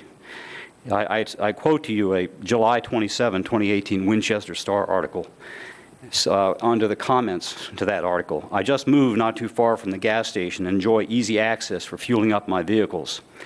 Another comment, that store has Like 5 neighbors, the store is doing way more good for Frederick County taxpayers than to those few neighbors.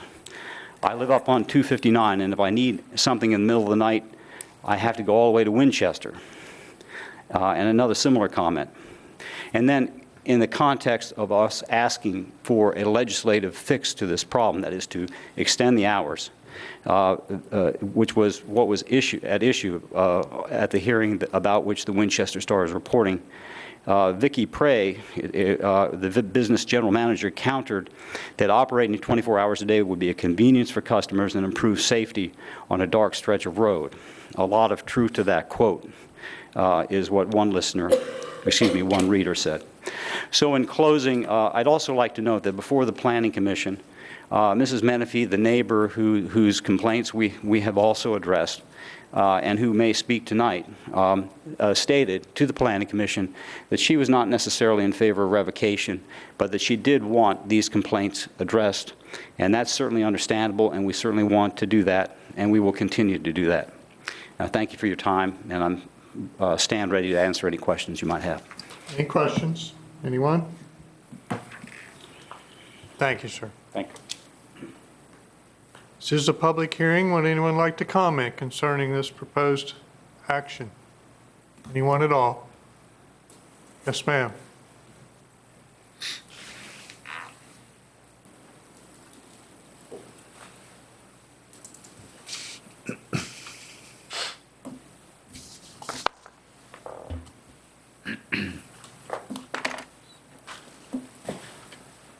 Please have your name, magisterial district, and try to limit your comments to 3 minutes, please.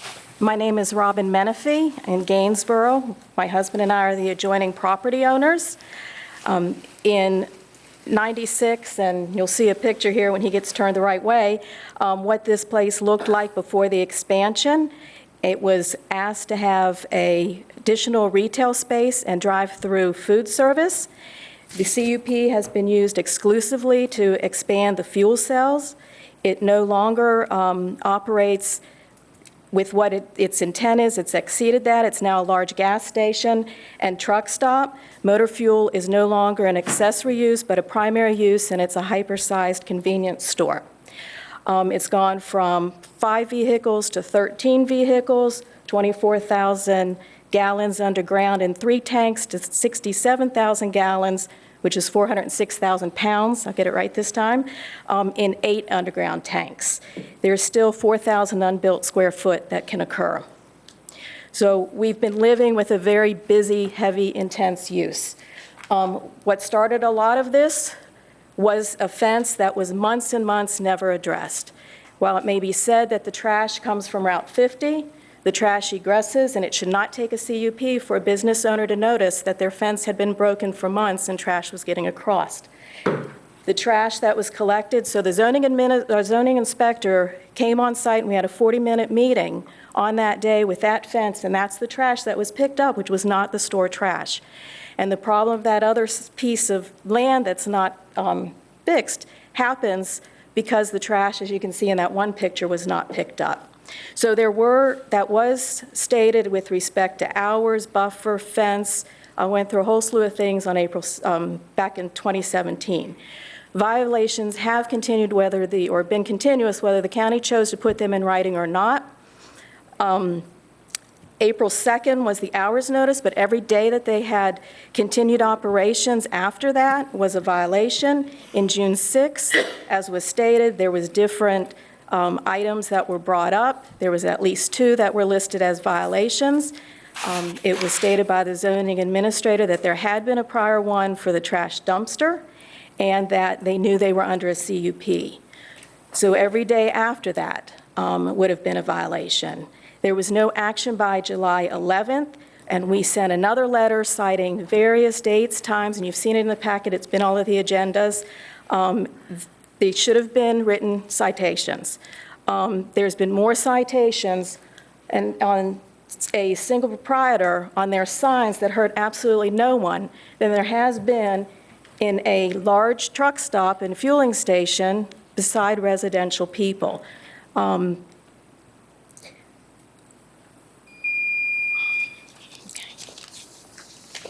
be back up. To conclude, go ahead.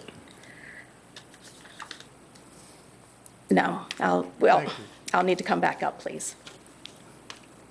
Anyone else like to comment? Yes, sir.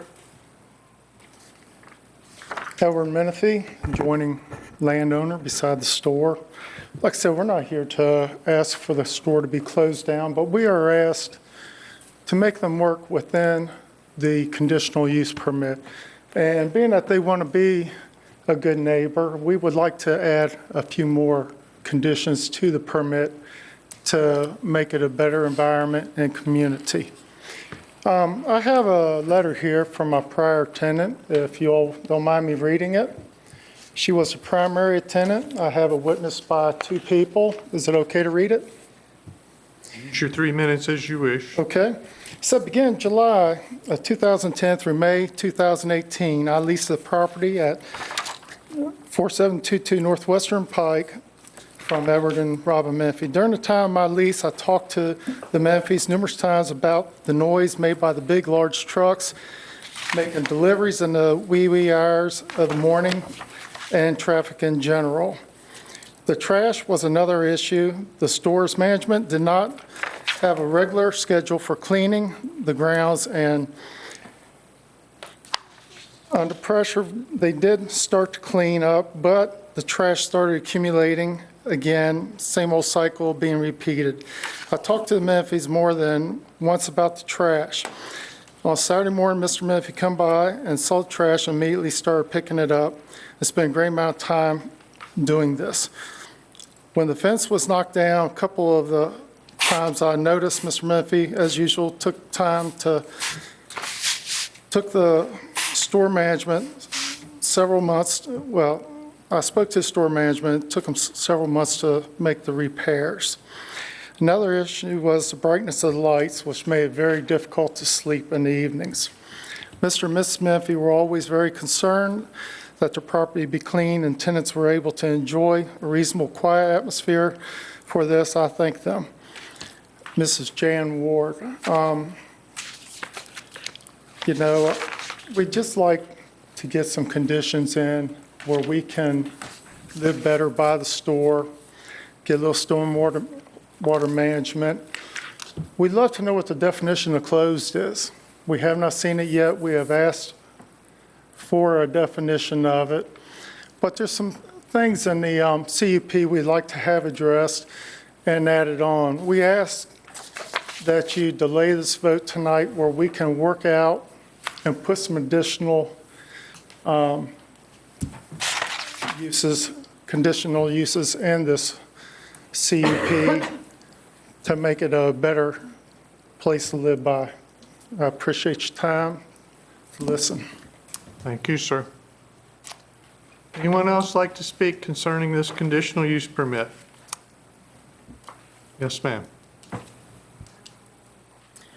Hello, my name is Beth Potts, and I'm a customer of this store. I would just like to say that my family and I frequent the store often, and it would be a shame to see it shut down over some issues the neighbors had that have been fixed. Thank you. Thank you. Anyone else? Yes, sir.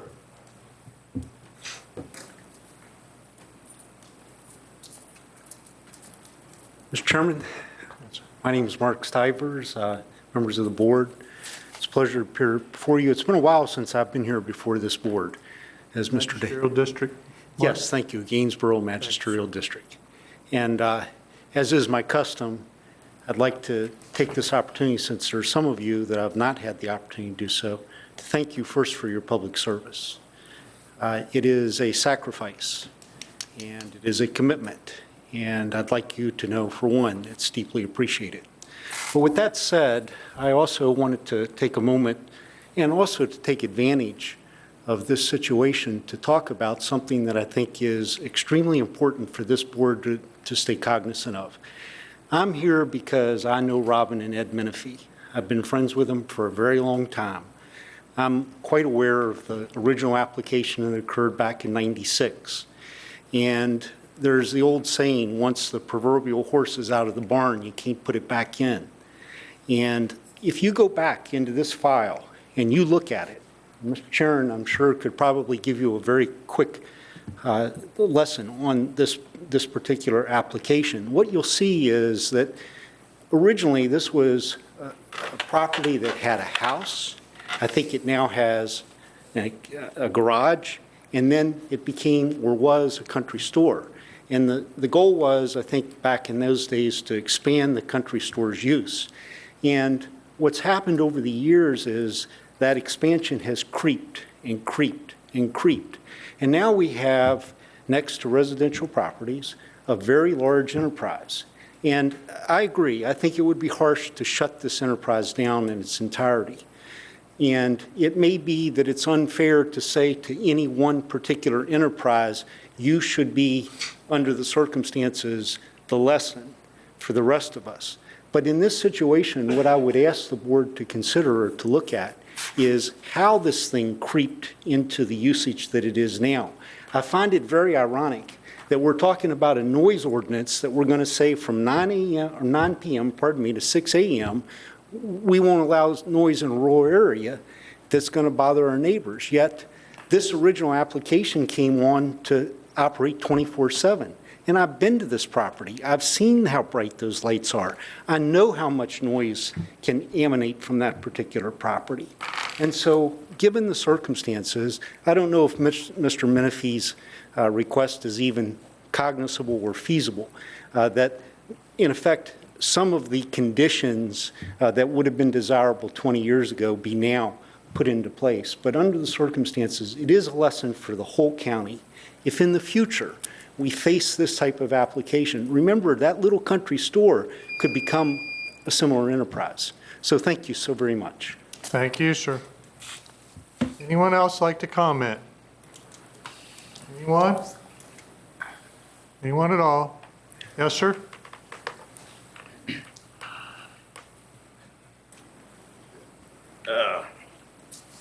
I'm Ray Heiner. I live right up from it, up in Gore. I stopped there a lot. Gainsborough Magisterial District? I think I'm Back Creek. Back Creek. Thank you. That's all we need. Just Okay. name Magisterial District. Thank you, sir.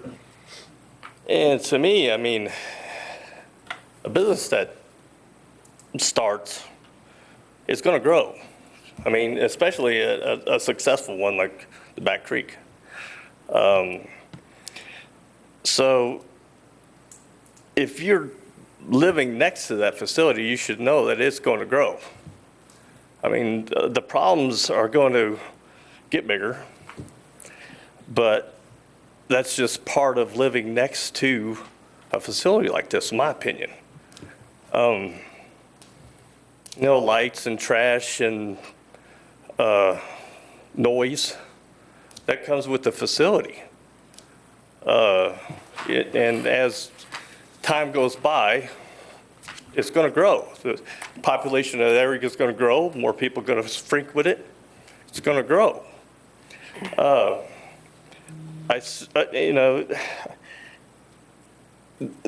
lot of the complaints have been addressed to minimize the trash flying around.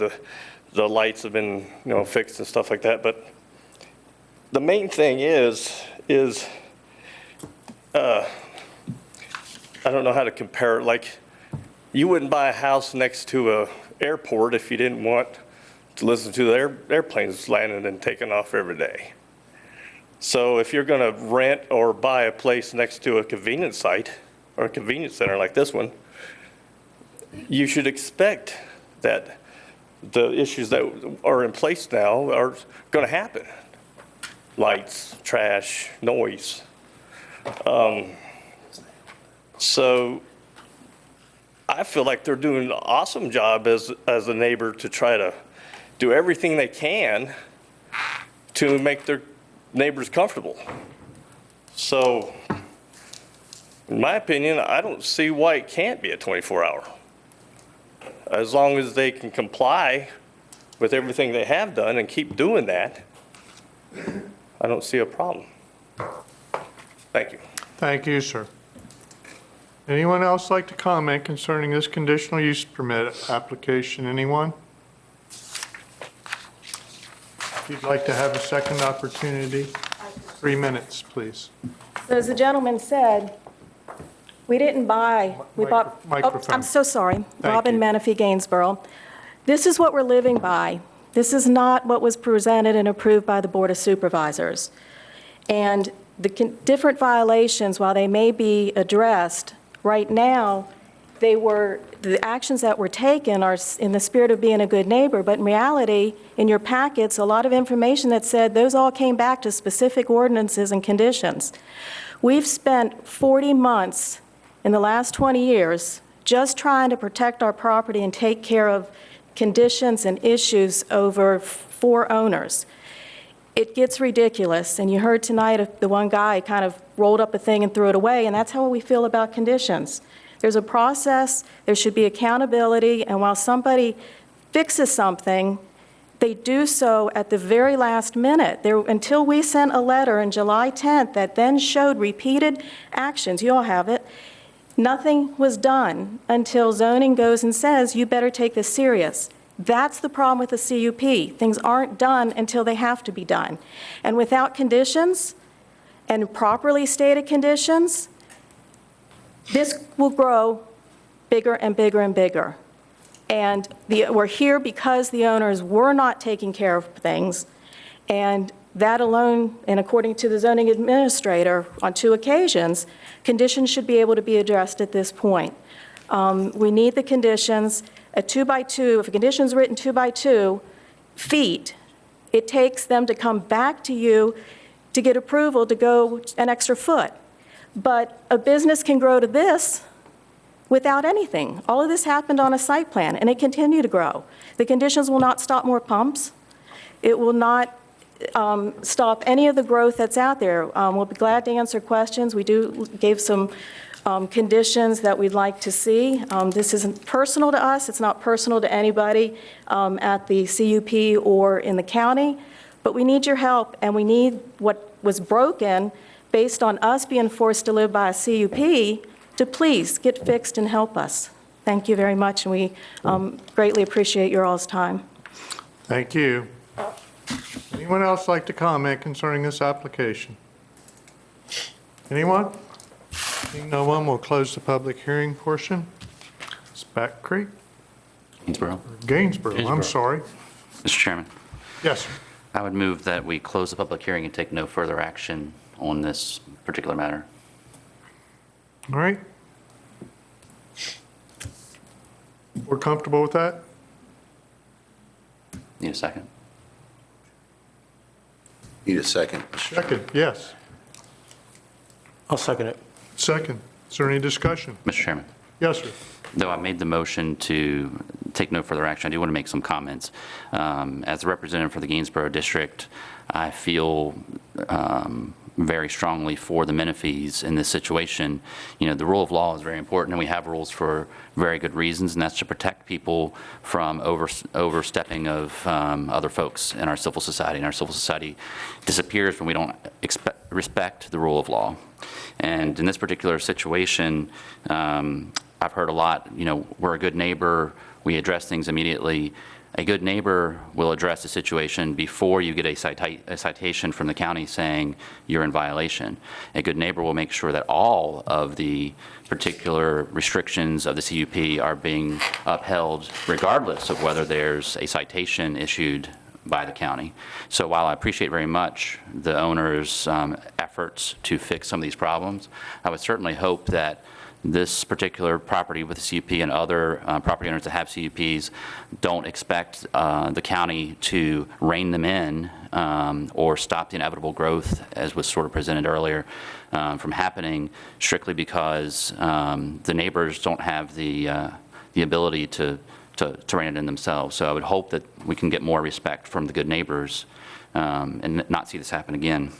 I'd also just like to quickly comment that this particular situation is a really good example of what I mentioned at our last meeting, that I think CUPs are really bad ideas for properties where you're putting millions and millions of dollars into the ground, because this is another one of those situations where it's just too big to fail.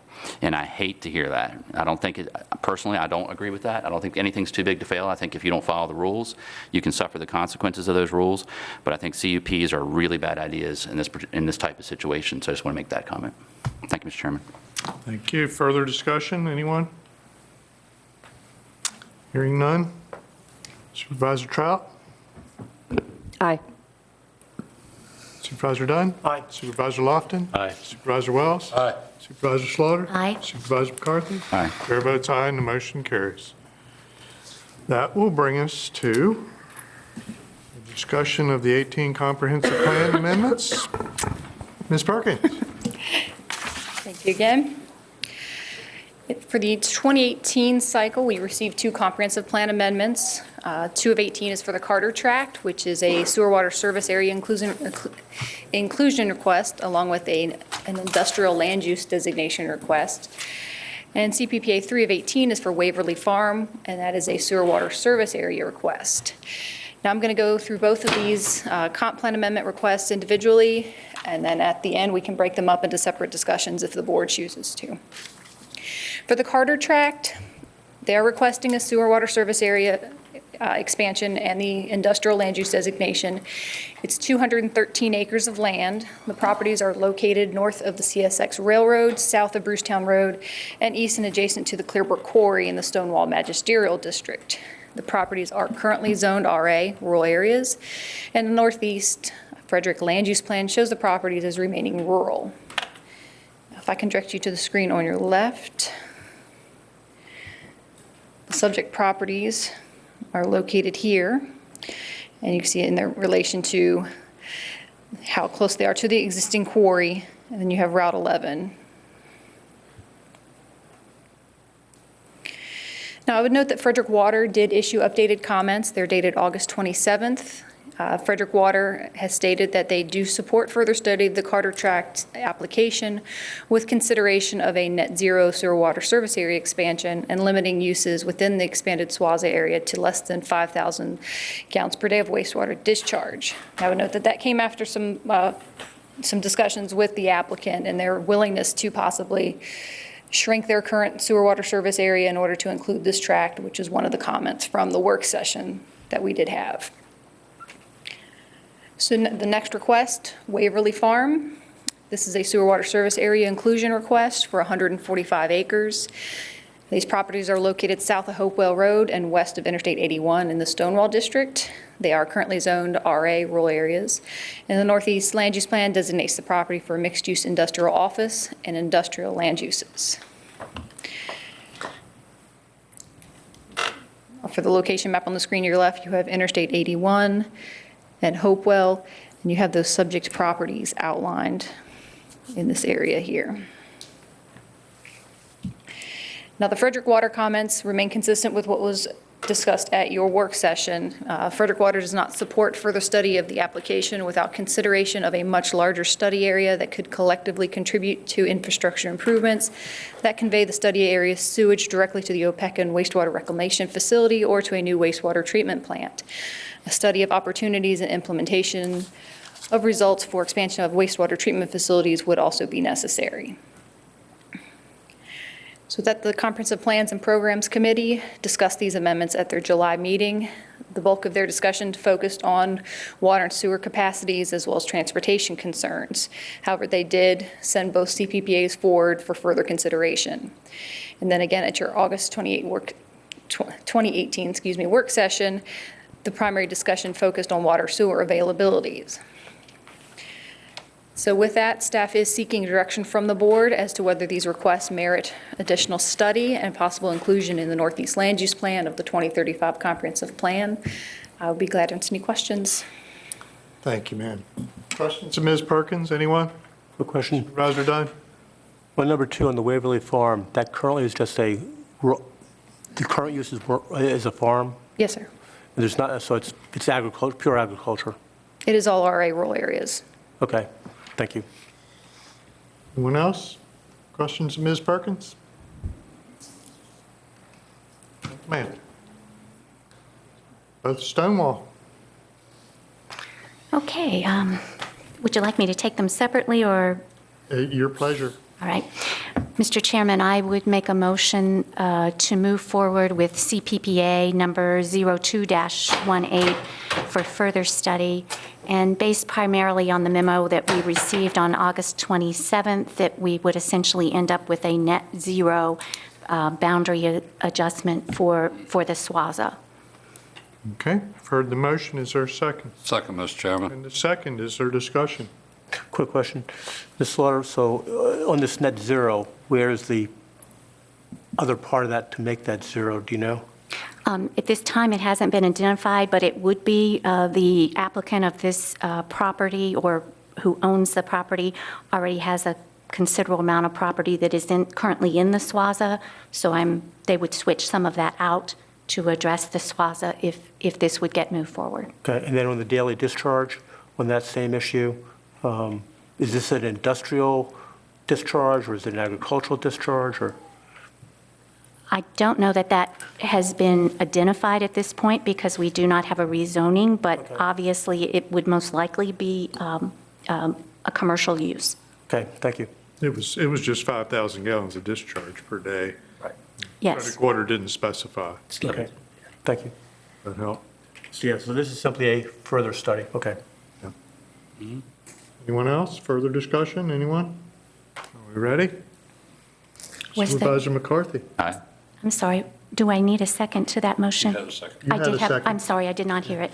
All right, thank you. Mr. Chairman, if Yes, I sir. could, just for clarification with Supervisor McCann-Slaughter's motion, is it your desire that this study move forward with the condition that there be a net zero in terms of expansion? I just want to make sure if that's a stipulation. Okay. Thank you. And Thank you. I think she's confirming that. Yes, so- sir. That is correct. Okay. So, anyone else? Supervisor McCarthy? Aye. Supervisor Slaughter? Aye. Supervisor Wells? Aye. Supervisor Lofton? Aye. Supervisor Dunn? Aye. Supervisor Trout? Aye. Chair votes aye and the motion carries. Okay, Mr. Chairman, with item number 2, I would make a motion to not move forward CPPA 03-18 for further study at this time. All right, I've heard the motion. Is there a second? Second. And a second. Is there any further discussion? Yes, sir, Mr. Chairman. I might just add that historically, the board has considered further study when the infrastructure is planned and in place, and at this point, we do not have it. Therefore, at some point in time, I think if the applicant would like to come back, then the supervisor could simply sponsor it once we've addressed those specific issues. Is there any other discussion? Anyone? Supervisor Lofton? I'm kind of torn here because I understand what Supervisor Slaughter is saying, but to me, if we don't include it, then it's not going to be considered for expansion. So to me, this kind of gives a forward look to Frederick Water to look at potentially serving this area, which would work into their calculations for the area that now exists. So I don't know that excluding this is a good idea in my mind. To me, it's kind of a look forward, and I just have a problem not including that in that because it seems a little short-sighted. I'm sorry. Mr. Chairman, if I may respond. Sure. I certainly appreciate your comments, Mr. Lofton, but as I said, historically, the board has typically wanted to make sure that we had a way to address the infrastructure. And I might reference CPPA 0416, which came to this board, and I was fairly new to this board at that time, and I wanted to move that CPPA forward. The board chose not to move it forward because we did not have the infrastructure, and frankly, after looking at this CPPA, I would have thought that 04-16 would have honestly had more merit. So it is perplexing to me why we would want to move one forward and not the other. Yes, sir. If I may. Sure. And I understand that because we've had these discussions before. And if we say we're going to include this for further study and we would happen to expand the SWAZA, then is an inference to the owner and to potential buyers that we do have the infrastructure. I understand that, but then again, if we say we're not going to look at anything beyond what we can already serve, again, is that short-sighted in saying this area is designated for those types of activities, and so we wait until we've served all these before we look at if we're going to serve any more? I'm conflicted, but I still think a little study wouldn't hurt. Supervisor Dunn. Mr. Chairman, Mr. Lofton, just as a thought process, basically this county, the future planning of this county is that east of 81 we're going to develop and west of 81 we're not. And so there's a bunch of areas east of 81 that still can be built, et cetera. So I would concur with Mrs. Slaughter on just putting it off until another time, until the eastern part is flushed out, if you will. Further discussion, anyone? Are we ready? Supervisor Trout. Aye. Supervisor Dunn. Aye. Supervisor Lofton. No. Supervisor Wells. Aye. Supervisor Slaughter. Aye. Supervisor McCarthy. Aye. Chair votes aye and the motion carries. Brings us to Pumpkin Hall at 165 Caldwell Lane, tab W. Ms. Perkins. Thank you again. This is a request for a pump and haul permit for an existing residential structure at 165 Caldwell Lane in Winchester. This property contains a 2-bedroom, 1-bath, a little over 1,000 square foot dwelling. It was constructed back in 1941. If I can direct you to the screen on your left. Subject property is located here. You have Caldwell Lane that runs across the frontage, and the rear of the property backs up to a large self-storage facility. And this is a graphic of the structure. My apology, it was a little dark that day. Now, I would note that the subject property currently has a non-permitted pump and haul that was installed by a previous owner, so the current owner did not do that. They are trying to come in and legitimize this. The health department has concluded that an on-site sewage disposal system could not be supported by the property. The property is very small, and due to the well location, there is not the possibility of a drain field. And the property owner has also been unable to obtain an off-site easement. So therefore, the property owner appears to have addressed the requirements for a residential pump and haul for the property, and they have also established a contract with Merit Sanitation. So tonight, we're seeking a decision from the board on the approval or denial of this pump and haul permit. Questions of Ms. Perkins? Mr. Chairman. Yes, sir. Ms. Perkins, so is it correct to say that there is plumbing existing in this house and that there is a bathroom currently in this house? Yes. And is the current pump and haul, the non-permitted pump and haul system, is it sized appropriately, or will they have to remove that pump and haul system and install a new one? And the applicant is here, but from my discussions with him, they do plan on removing the pump and haul and putting in a new one, but he can elaborate on that. Okay, thank you. Other questions of Ms. Perkins? Sure, Mr. Chairman. Supervisor Dunn. On the current pump and haul, is it in compliance with, or is it leak? I couldn't answer that. Okay, thank you. Anyone else?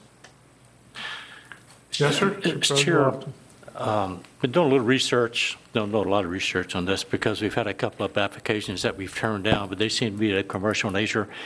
But getting to the depth of this, these systems, as I understand it, and I talked to an installer, the systems are installed with standardized 2 1,500-gallon tanks. They are sealed so that no water can get in, no effluent can get out. In fact, if it's not pumped properly, I'm told it would back up in the residence. It is fitted out with an alarm, both visual and audible. So there is some safeguards to this, and I think it could be made a little safer. But I think that I know that had heard several times that, well, what if it overflows? So when I got checking into that, unless the owner tampers with it, there's little chance that can happen. I have seen it with the older systems. I can't, but we do have a number of pump and hauls that the health department does inspect every year, and when they're not pumped, they will overflow. Yeah, and I've checked with the health department too, and they verified the information that the installer gave me. So it seems to be a fairly safe system at this point. Anything can be circumvented, but at this point, it seems to be a fairly safe system. Other questions of Ms. Perkins? Thank you, ma'am. Someone wanted the applicant to answer a question.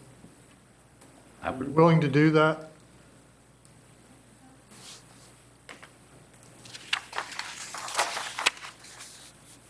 Hello. How are you, sir? Yes, sir. How are you? Hi, Raffles. What would you like me to say? Thank you, Mr. Chairman. Supervisor McCarthy. Thanks, sir. Had a question. Do you live in this property, or is this an investment property? I'm the owner. I just bought this property, I would say about 14 months ago. And I noticed this house is like about 70 years old. And, it's just like, we have to go through health department and the building department and zoning, because this house is too old and we could not put the septic right.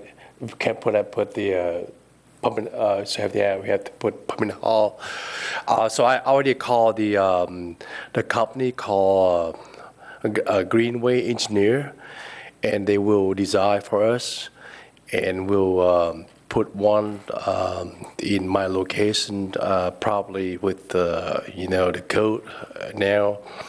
It's not cheap, and I need the place to stay, and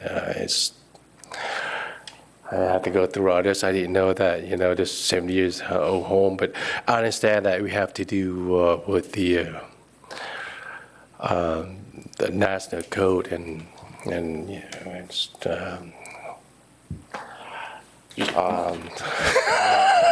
One follow-up question. The tax records indicate that for the last year you have not lived at the residence. Is this your intention to use this as a rental? Yes, sir. This morning, the inspector came over because this is 70 years a home, and I bought this, I would say about 14 months ago. And there's a storage near there, and they put up a storage, and the inspector came, and he said, whatever the square footage to that property, I have to pay taxes. I agree with that. And he said, I have to get the building permit and have the final inspection proof, and then add the property to, the square footage to property, and I'm good to go. And then will you be living in this property, or will you be renting it out to other folks? I beg your pardon? Will you be living at this house, or Yes, I will. you will be living at this house? Yes, Thank you. by myself. Yes, sir. Thank you. Yes, sir. Thank you, Mr. Any Chairman. other questions? Thank you very much, sir. Thank you, sir. Thank you. All righty.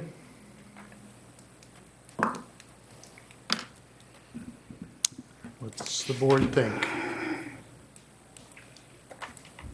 Mr. Chairman, Yes. it's Shawnee. Yes. I move to approve the pump and haul for 165 Caldwell Lane. Okay, we have a motion to approve. Second. And a second, is there any discussion? Mr. Chairman. Supervisor McCarthy? There's two things that concern me. One, I think, has been somewhat alleviated. The first is that the ordinance and the direction that we got from planning says that we must make sure that the situation meets one of, I believe, 4 criteria. And it says the structure to be served is one of the following: an existing dwelling that has no indoor plumbing and is converting to indoor plumbing, or where an existing on-site sewage system has failed. And my concern is, as much as I would like to help bring this into compliance, I don't believe that the case is that this house has no plumbing or is being converted to plumbing, and it certainly doesn't have an on-site sewage system. So, based on the letter of the law, I would have trouble voting in favor of this as much as I would like to. The second item is we have the assurance from the homeowner that he plans to live there.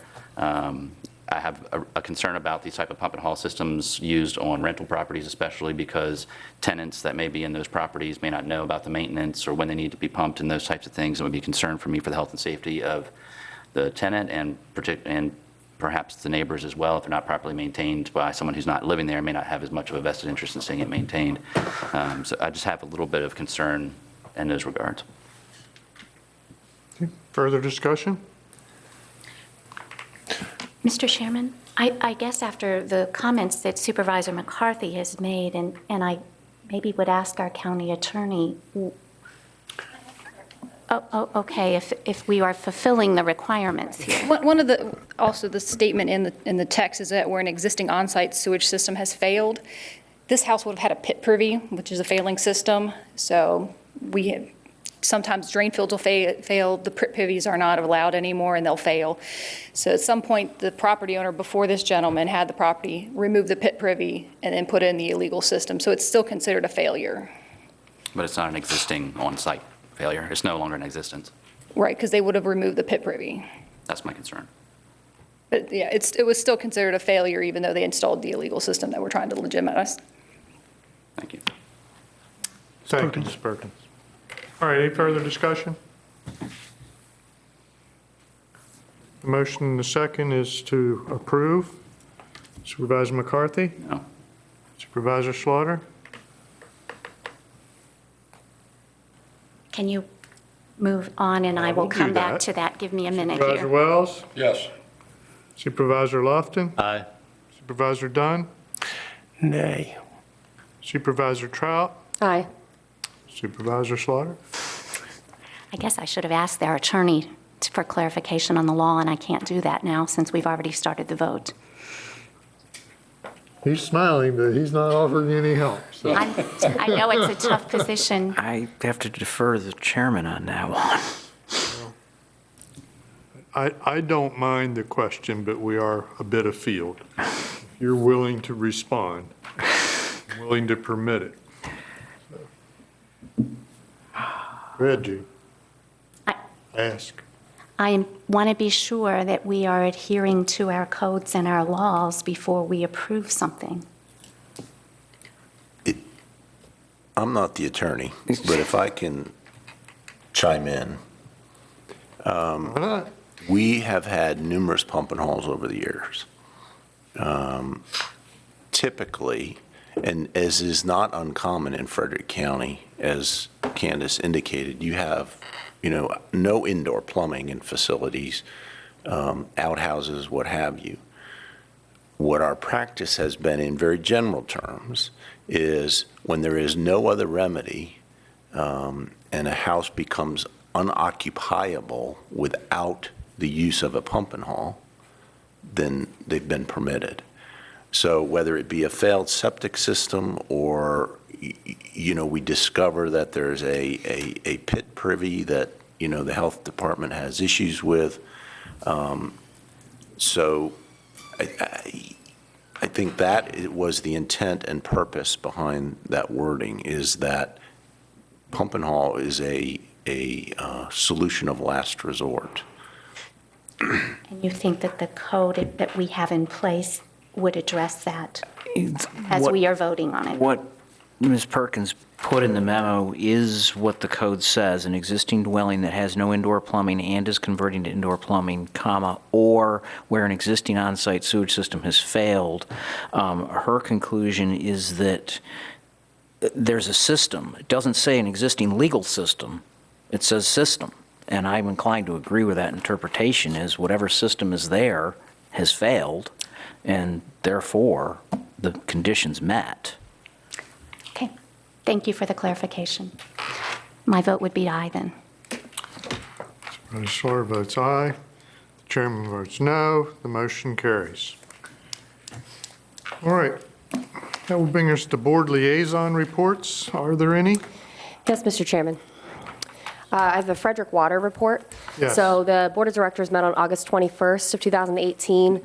They announced that both the Virginia Department of Environmental Quality and the Virginia Marine Resources Commission issued approval for the Opequon Water Supply Plan at the Opequon Creek water withdrawal. So this enables them to take water from the creek. They're continuing to advance through the design process with 60% of the drawings submitted by the 31st, and all water source testing has been successful at this point. Good. Thank you. Any others? Supervisor Lofton. Mr. Chairman, Social Services Board met Tuesday. Discussion from the director centered around the expansion of Medicaid and how that would affect her department. It appears that the construction for the addition of the 7 additional personnel that would be required just to handle the additional Medicaid application should be finished by October. They are starting to hire so that they can have all the personnel up and running for the January 1 application start. And we're hoping that with salaries, with construction costs, it looks like the county is still going to be up around $250,000 local dollars for the expansion of Medicaid. Is that it? That's it. Thank you. Thank you. Any other liaison reports? Anyone? All right, so this is a portion of the meeting that we set aside for citizen comment on any issue that they might like to bring to the board. Would anyone like to comment? Anyone? Seeing no one, we'll close the public comment period. I'm sorry, sir, did you want? Okay, never mind. Close the public comment period. Supervisors' comments. Supervisor Trout. Yes, Mr. Chairman. Before I can make my comment, I need to read this statement. I want to disclose for the record relative to this item and pursuant to the State and Local Government Conflict of Interest Acts that I am employed by Frederick County Public Schools as a teacher and therefore am a member of a group who are or may be affected by the item, and that I am able to participate in the transaction fairly, objectively, and in the public interest. In January, the school board requested a $52 million appropriation to build a new Ayler Middle School. At our last meeting, we approved a $45.5 million appropriation. However, in light of the growth in our county, this is not enough to build a school of appropriate size with a capacity of 900 students. I would like to make a motion to set a public hearing for an additional $7.5 million appropriation for this project. This would bring us up to the $52 million initially requested and allocate an additional $1 million to account for inflation this year alone. Before I make the motion, I would like to reflect on our county's past mistakes so that we can hopefully avoid repeating them. In 1993, we opened the brand new Sharando High School. On September 15th, enrollment of that year was 1,129 students, with a capacity of only 1,250. This means we opened at 90% capacity based on instructional programming. Obviously, we built too small. 2 years later, an addition was begun that opened in 1996. The building was built for $78.70 per square foot, whereas the addition cost $89.68 per square foot, a difference of $10.98 per square foot, or 12.3% inflation. The cost of waiting to add an addition instead of building larger initially was $183,651 in 1996. Imagine what that would be in today's market with inflation, and I don't have those numbers. Additionally, the school division started work on Millbrook High School in 2000 and opened it in 2003. That's 2 high schools and 1 addition in 1 decade. Obviously, our county is growing and continuing to grow. The need for a 4th high school is undeniable, with 35 students in classes at Sharando, and the need will continue to grow as new families move into our area. Although we have taken a step in the right direction with an allocation of $45.5 million for a new Ayler Middle School, let's not be irresponsible and build one that is too small for our needs. Instead, let's allocate appropriate funding now so that we can save our taxpayers money in the future. Finally, I know some of you were concerned about the old Ayler Middle School. In the school board minutes that were distributed to us via email, it was made clear that the school board intends to surplus the building to us once the new one is in operation. We need to continue to plan for our future and work with the school board for the success of this community. With that in mind, I make the following motion. I move that the Board of Supervisors schedule a public hearing to be held at its September 26, 2018 meeting for the consideration of a fiscal year 2018-19 budget amendment in the amount of $7,500,000 as an additional school construction fund supplemental appropriation for the replacement of the Ayler Middle School project. Thank you, Mr. Chairman. Thank you. You've heard the motion. Is there a second? I would second that, Mr. Chairman. And a second. Discussion. Mr. Chairman. Supervisor McCarthy. It's my understanding that this motion being brought forth is at least partially predicated upon the idea that the old Ayler would be surplus and potentially the school board would be open to conveying or allowing for part of the old school bus depot at Gainsboro to be used for an Auburn convenience site, which is desperately needed in the Gainsboro district. While I'm not convinced that we couldn't have built a 900 capacity school for the $45 million. The school board has said that they won't build a 900 student capacity school for the $45 million.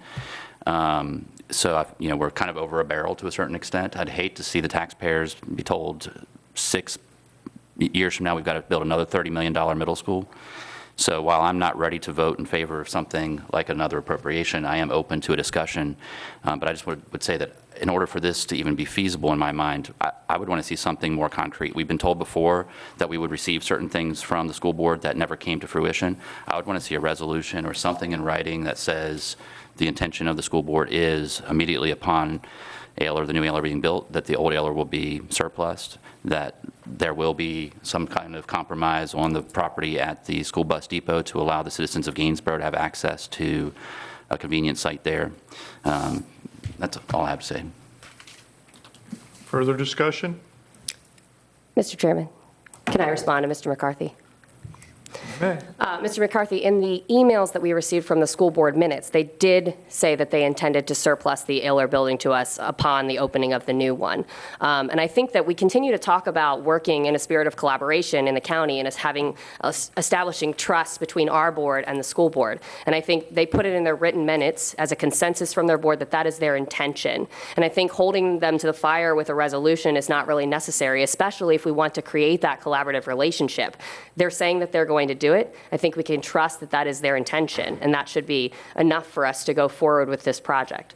Mr. Chairman, if I could respond. If that's the intention, and that's truly what the plan would be, then I don't see any harm in saying, let's put that in writing and make it a concrete intention.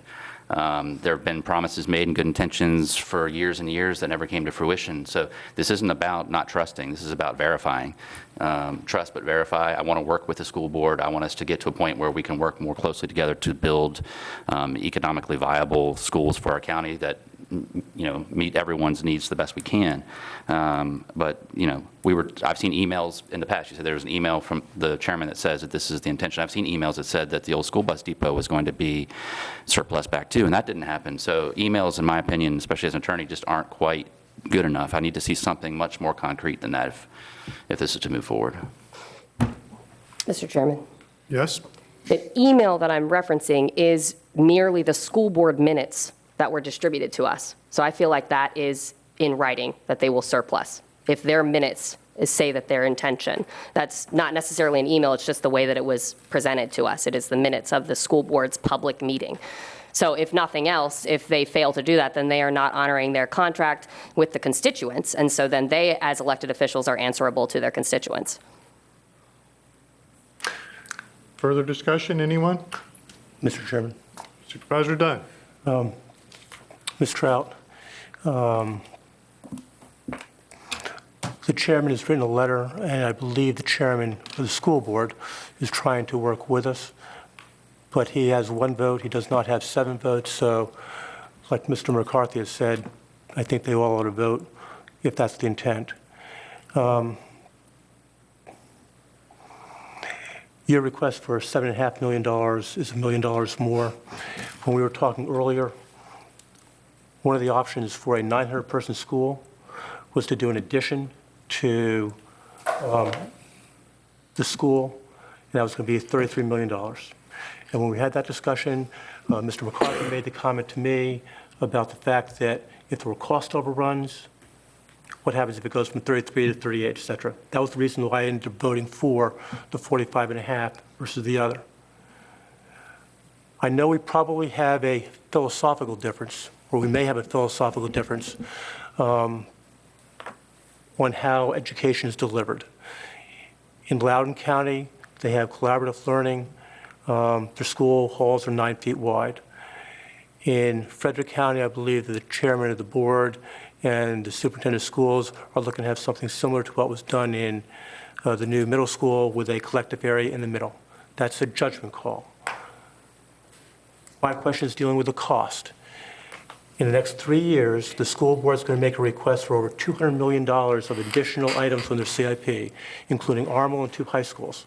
It's over $200 million. The payback for that is another $88 million. So we're talking about $288 million total here.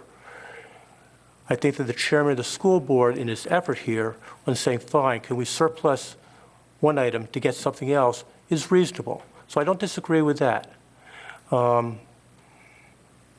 If Armel is, sorry, if the school is, if Ayler is surplused and the county sells it to collect the money to meet your request, I might be open to that. But then the question comes back to the school board, which they can't answer here and you can't answer here at the moment, and that is, how do we address this new high school issue? And I believe that there has been some discussion on possibly, not necessarily necessary, but possibly using Ayler as a holding area for ninth grade. I know that we've had the discussion last year before you were on the board that an extension to Millbrook would meet that need of an overexpansion. The school board disagrees with that, and apparently you disagree with that. And that's fine, it's a policy discussion, but this is something I don't think I'm prepared to go for today on a public hearing. I'd like to hear something, I'd like to go into a little bit more depth in dealing with this issue in 2 weeks. So I'm probably going to vote no on this, but that doesn't close the item. One of the questions I pose is, if Armel is surplused and the school board comes back, I apologize, if Ayler is surplus and the school board comes out and says, you know what, because of our situation, we need Ayler, then what happens? We can't sell something they need, and so that's something for a discussion. It's not a yes or no, it's simply a discussion to see where we are. So I saw your email earlier. I appreciate the, fair warning. I would just like to postpone this for 2 weeks, at least to have some of this discussion worked out before we go to a public hearing. That's all. Thank you, Mr. Chairman. Further discussion, anyone? Mr. Chairman, I would just agree with Mr. McCarthy. I think we have to look down the road. This is my district, and it's growing rapidly. I really feel that I don't want to burden the taxpayer, but I really feel that we're going to end up with a school that we're going to put an addition on very quickly, and it's going to cost even more than what we could do now. And now would be the time to take a look at it, at least to have a discussion on it. And I don't think the school board would have a problem with putting what's in there minutes in writing when we get down to that. I think that would be fine. So it's a business venture. It's not a personal thing. It's just a business venture. Making sure that everybody is on the same page. So. Okay. Mr. Wells, Mr. Chairman, I apologize. Can I make a comment to Mr. Wells? You may. It's to the motion. It's to the motion. Thank you, sir. I believe it's related to the motion. One of the things I'm wrestling with, Mr. Wells, is the upcoming school board request for the additional $200+ million and how we fund that, and how we pay for that. One option is going to be to raise real estate taxes. We had that discussion earlier, and we're going to have that discussion again as we start to go through this budget situation. A second way to address that can be a change in the tax code on proffers. Third way to address that is going to be a change in the tax code on how meals are with adjacent communities here. So that's part of what I'd like to have at least a discussion on before I proceed with this. That's all. All right. Are we ready? Mr. Chairman. Rose Trout. Last comment. If nothing else that I've learned on the board in the last 9 months is that the wheels of bureaucracy, even at the local level, move very painfully, horribly slow. And it is possibly the most frustrating thing to me as a millennial, but that's besides the point. The point being is that the school board we voted tonight to allow the school board to move forward with bond cycle. That means that they're going to get the $45.5 million and begin making plans. If we don't make a determination to allocate additional funds, then they are going to move forward with a smaller school. So if we push this back 2 weeks, we're going to push it back 2 months, and the next thing we know, they're not going to be able to create the bigger school that we actually need. So I'd really urge you to vote to at least set the public hearing for September 26th, at which point we have 2 weeks between now and then that we could confer with the school board. They may be able to make the resolution that Mr. McCarthy desires, and then we can move forward. If we push this off until the 26th, then the next thing we know it's October, then we'll end up pushing it off until December. So I urge you to, also the fact that it's a $7.5 million appropriation that I'm requesting in my motion. However, as I have learned, we can decrease that. So if you all are not comfortable with the extra million for inflation, we could increase it to decrease it, to 6.5. We cannot increase it. So I would move forward with these parameters in mind so that we can make a better decision in a more timely fashion, as opposed to continuing to waste time on this project. Mr. Chairman. Thank you. Supervisor Dunn? Ms. Trout, you gave me some information that I had not heard before. Yes. And that was that the school board would have a school of less than 900. When we passed the $45.5 million, the request was for a 900-person school, and I've heard nothing indicating that there would be a difference. There may be. And perhaps I misspoke, Mr. Dunn. But I have heard nothing on. It was presented to us. But what I heard was that they would try to do a 900-person school. And I'll just go back to the fact that for approximately $34 million, if we had simply put an addition on the existing school, you'd have met the 900 according to the school board's request. And so that 34 to 52 is a huge amount of money, and it still would have met the need of a 900-person middle school for a whole lot less. Thank you, Mr. Chairman. I'm sorry, Mr. Chairman, one more comment. In no way do I pretend to be a mouthpiece for the school board. Obviously, I have. I know, I just want to clarify that these are my opinions and my views and my beliefs of what I think our priorities should be in Frederick County.